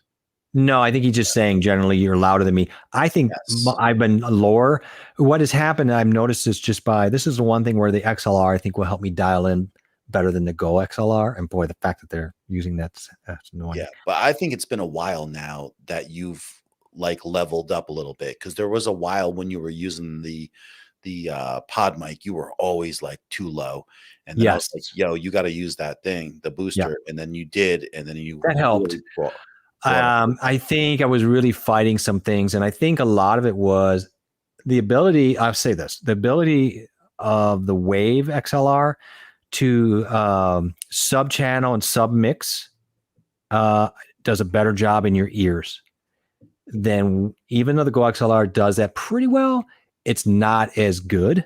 And so I find I'm getting more comfort level in my ears with all the mix, that you can then be a little bit more better at finding your voice, calming it down. Well, I think like we talk about this each week, right? And I always send you a text after I listen to it the next day.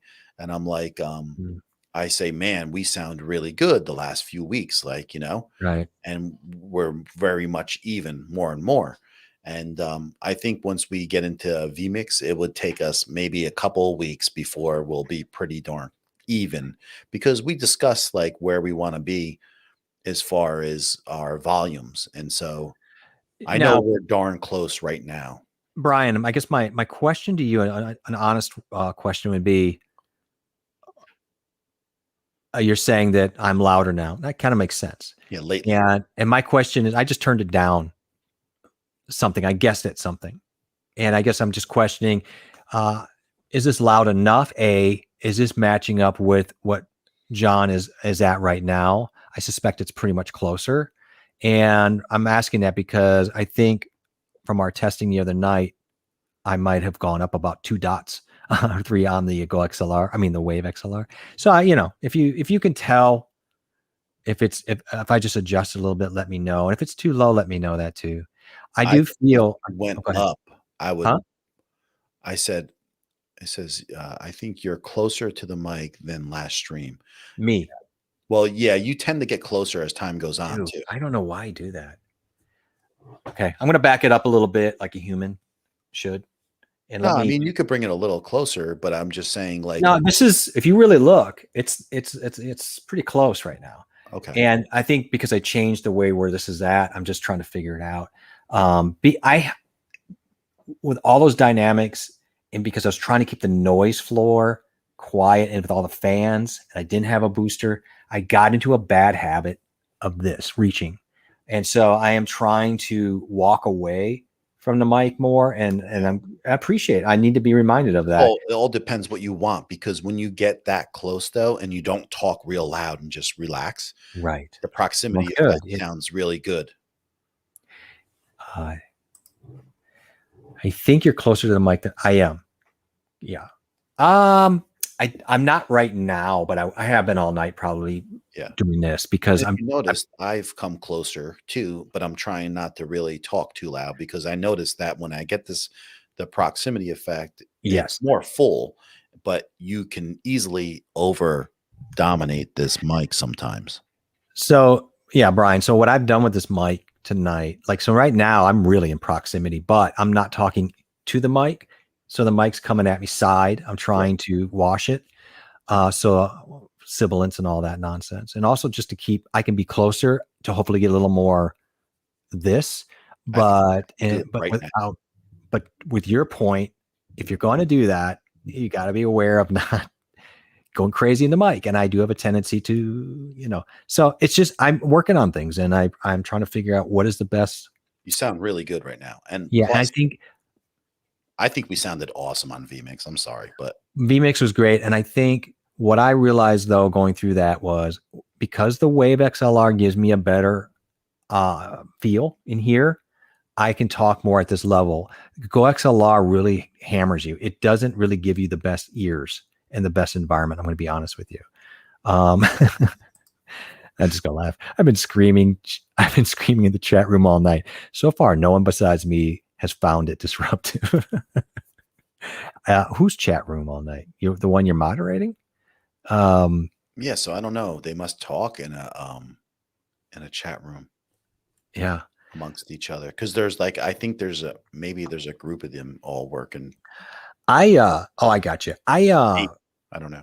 I go back and forth on this, because on one hand, I do think this system's they're going to catch up your voice better if you aren't pushing and you talk like your voice and how we were talking that night during vMix testing.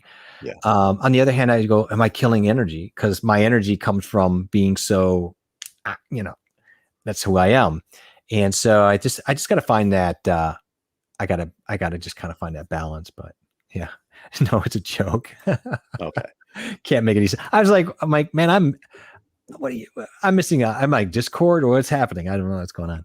That's what I was thinking. Okay, That's Cash, are you trolling us now? Okay. No, I'm just kidding.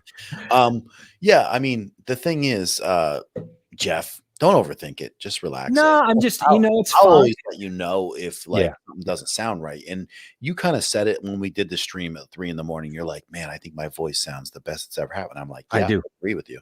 Absolutely. Just that you were a little bit higher than me, but it wasn't like off-putting by any means. And I just don't want to peak, because what's weird about like OBS and vMix and everything, it goes really fast to a point of being safe and then peaking. It really goes fast. And Well, you know what?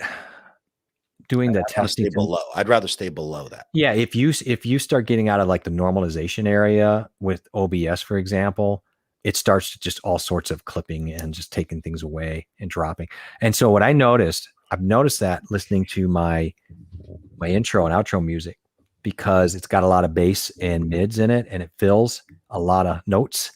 It's just not handling it very well. So I'm like, I got to find music when I go through StreamYard where it has a lot more space. So it has clarity. It just does not handle a lot of notes. Longer. Huh? We're not going to be doing that for much longer. I know. It's just a thought, though, that like that's, I can't even wait, because I know you guys saw our test stream. It was wonderful. The music sounded great from the background. Like come Thursday, if you're here, Cashew, like you're going to hear the difference in our mics, in the music. Everything's going to sound so much better. And and really what I was impressed with was how different the flow of the show was and the way things were handled in on set. So I kind of like that too. Sometimes I like to apologize for eating in the chat room too. Just weirdness. Yes. I mean, I don't think they care. I think you just got to clean up after yourself when you're done, maybe vacuum. Yeah. Take the plate out, sink, stuff like that. That's pretty funny. I have to remember that. I'm going to go into some chats and ask if they mind if I eat here to see what they say. It's kind of funny. The mics and the systems just sound better if we're not killing it. But it's just one of those things where you want a little energy, but I think it's okay if you do that once in a while. What I was saying is I think after a while, it does create ear fatigue if somebody's constantly just pushing the limit of the mic. Yeah, I mean, first of all, you can go and expand on your mic anyway. It's not a big deal because you got the clip guard on anyway. So you could be expressive. Yeah. Just be expressive a little off the mic. Don't lean into it as you're expressive. Yeah. And so I'm just getting away from habits, and that's one of the reasons I'm setting off to the side. And then it's like, right. And that's one of the reasons I'm setting off to the side is to try to create a little less of that. But I still found myself kind of doing that at times of night. So look, we're working it out. Oh my God, he says he likes the way the side saddle sounds. I do too. And I think it's, I'll be able to, if I can get my comfort level with proximity and stop leaning into things and just be more consistent with my tone. It's not about out there so much, although I want to be nice it's for me. I take pride in my delivery and I want myself to sound good in my delivery and be professional. I appreciate the feedback. Yeah. Leave that chat room the way you found it. You got to have humor, man. I love humor. Yeah. Online humor is the best too. And you dropped a couple good ones. We'll have to remember, but all right, kids, it's been a great night. Honestly, there's some great talk. I love the people here and yeah, you guys hanging out to me. And Brian, like always, Brian, he's one of our biggest contributors. And that is something that I'm gonna let you finish, but that's a perfect word, contributors, because some people say, oh, you're so great, you come and support. It's bigger than support, it's contributing. Yeah. And we talk about that, you and I, John, a lot. And Brian, it's just true. You contribute, you don't just hang out. There's a difference. Cashew, you did that too tonight. Thank you so much for Brian's got he's not even working his YouTube channel yet. He's in the process of doing things, and he's not here to just pick up subs to make comments. No. He's here because he wants to contribute. He wants to maybe learn from us whatever we can teach him, and he teaches us so much stuff. And it's the part of the whole community factor. And I won't forget this. I'll never forget Nope. the people that have helped us from day one.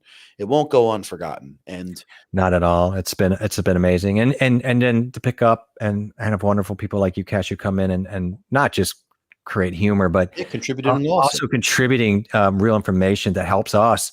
And then we can all hand that out to people who really need it, who may not understand that they need it. That's what this is all about.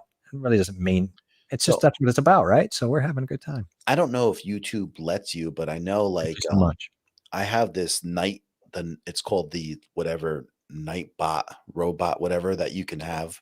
It's like for the streams where it will put my in there like every 40 minutes, and it will put my buy me a coffee in there every 40 minutes or something. And so I'm going to try that out on Thursday. It's set up already.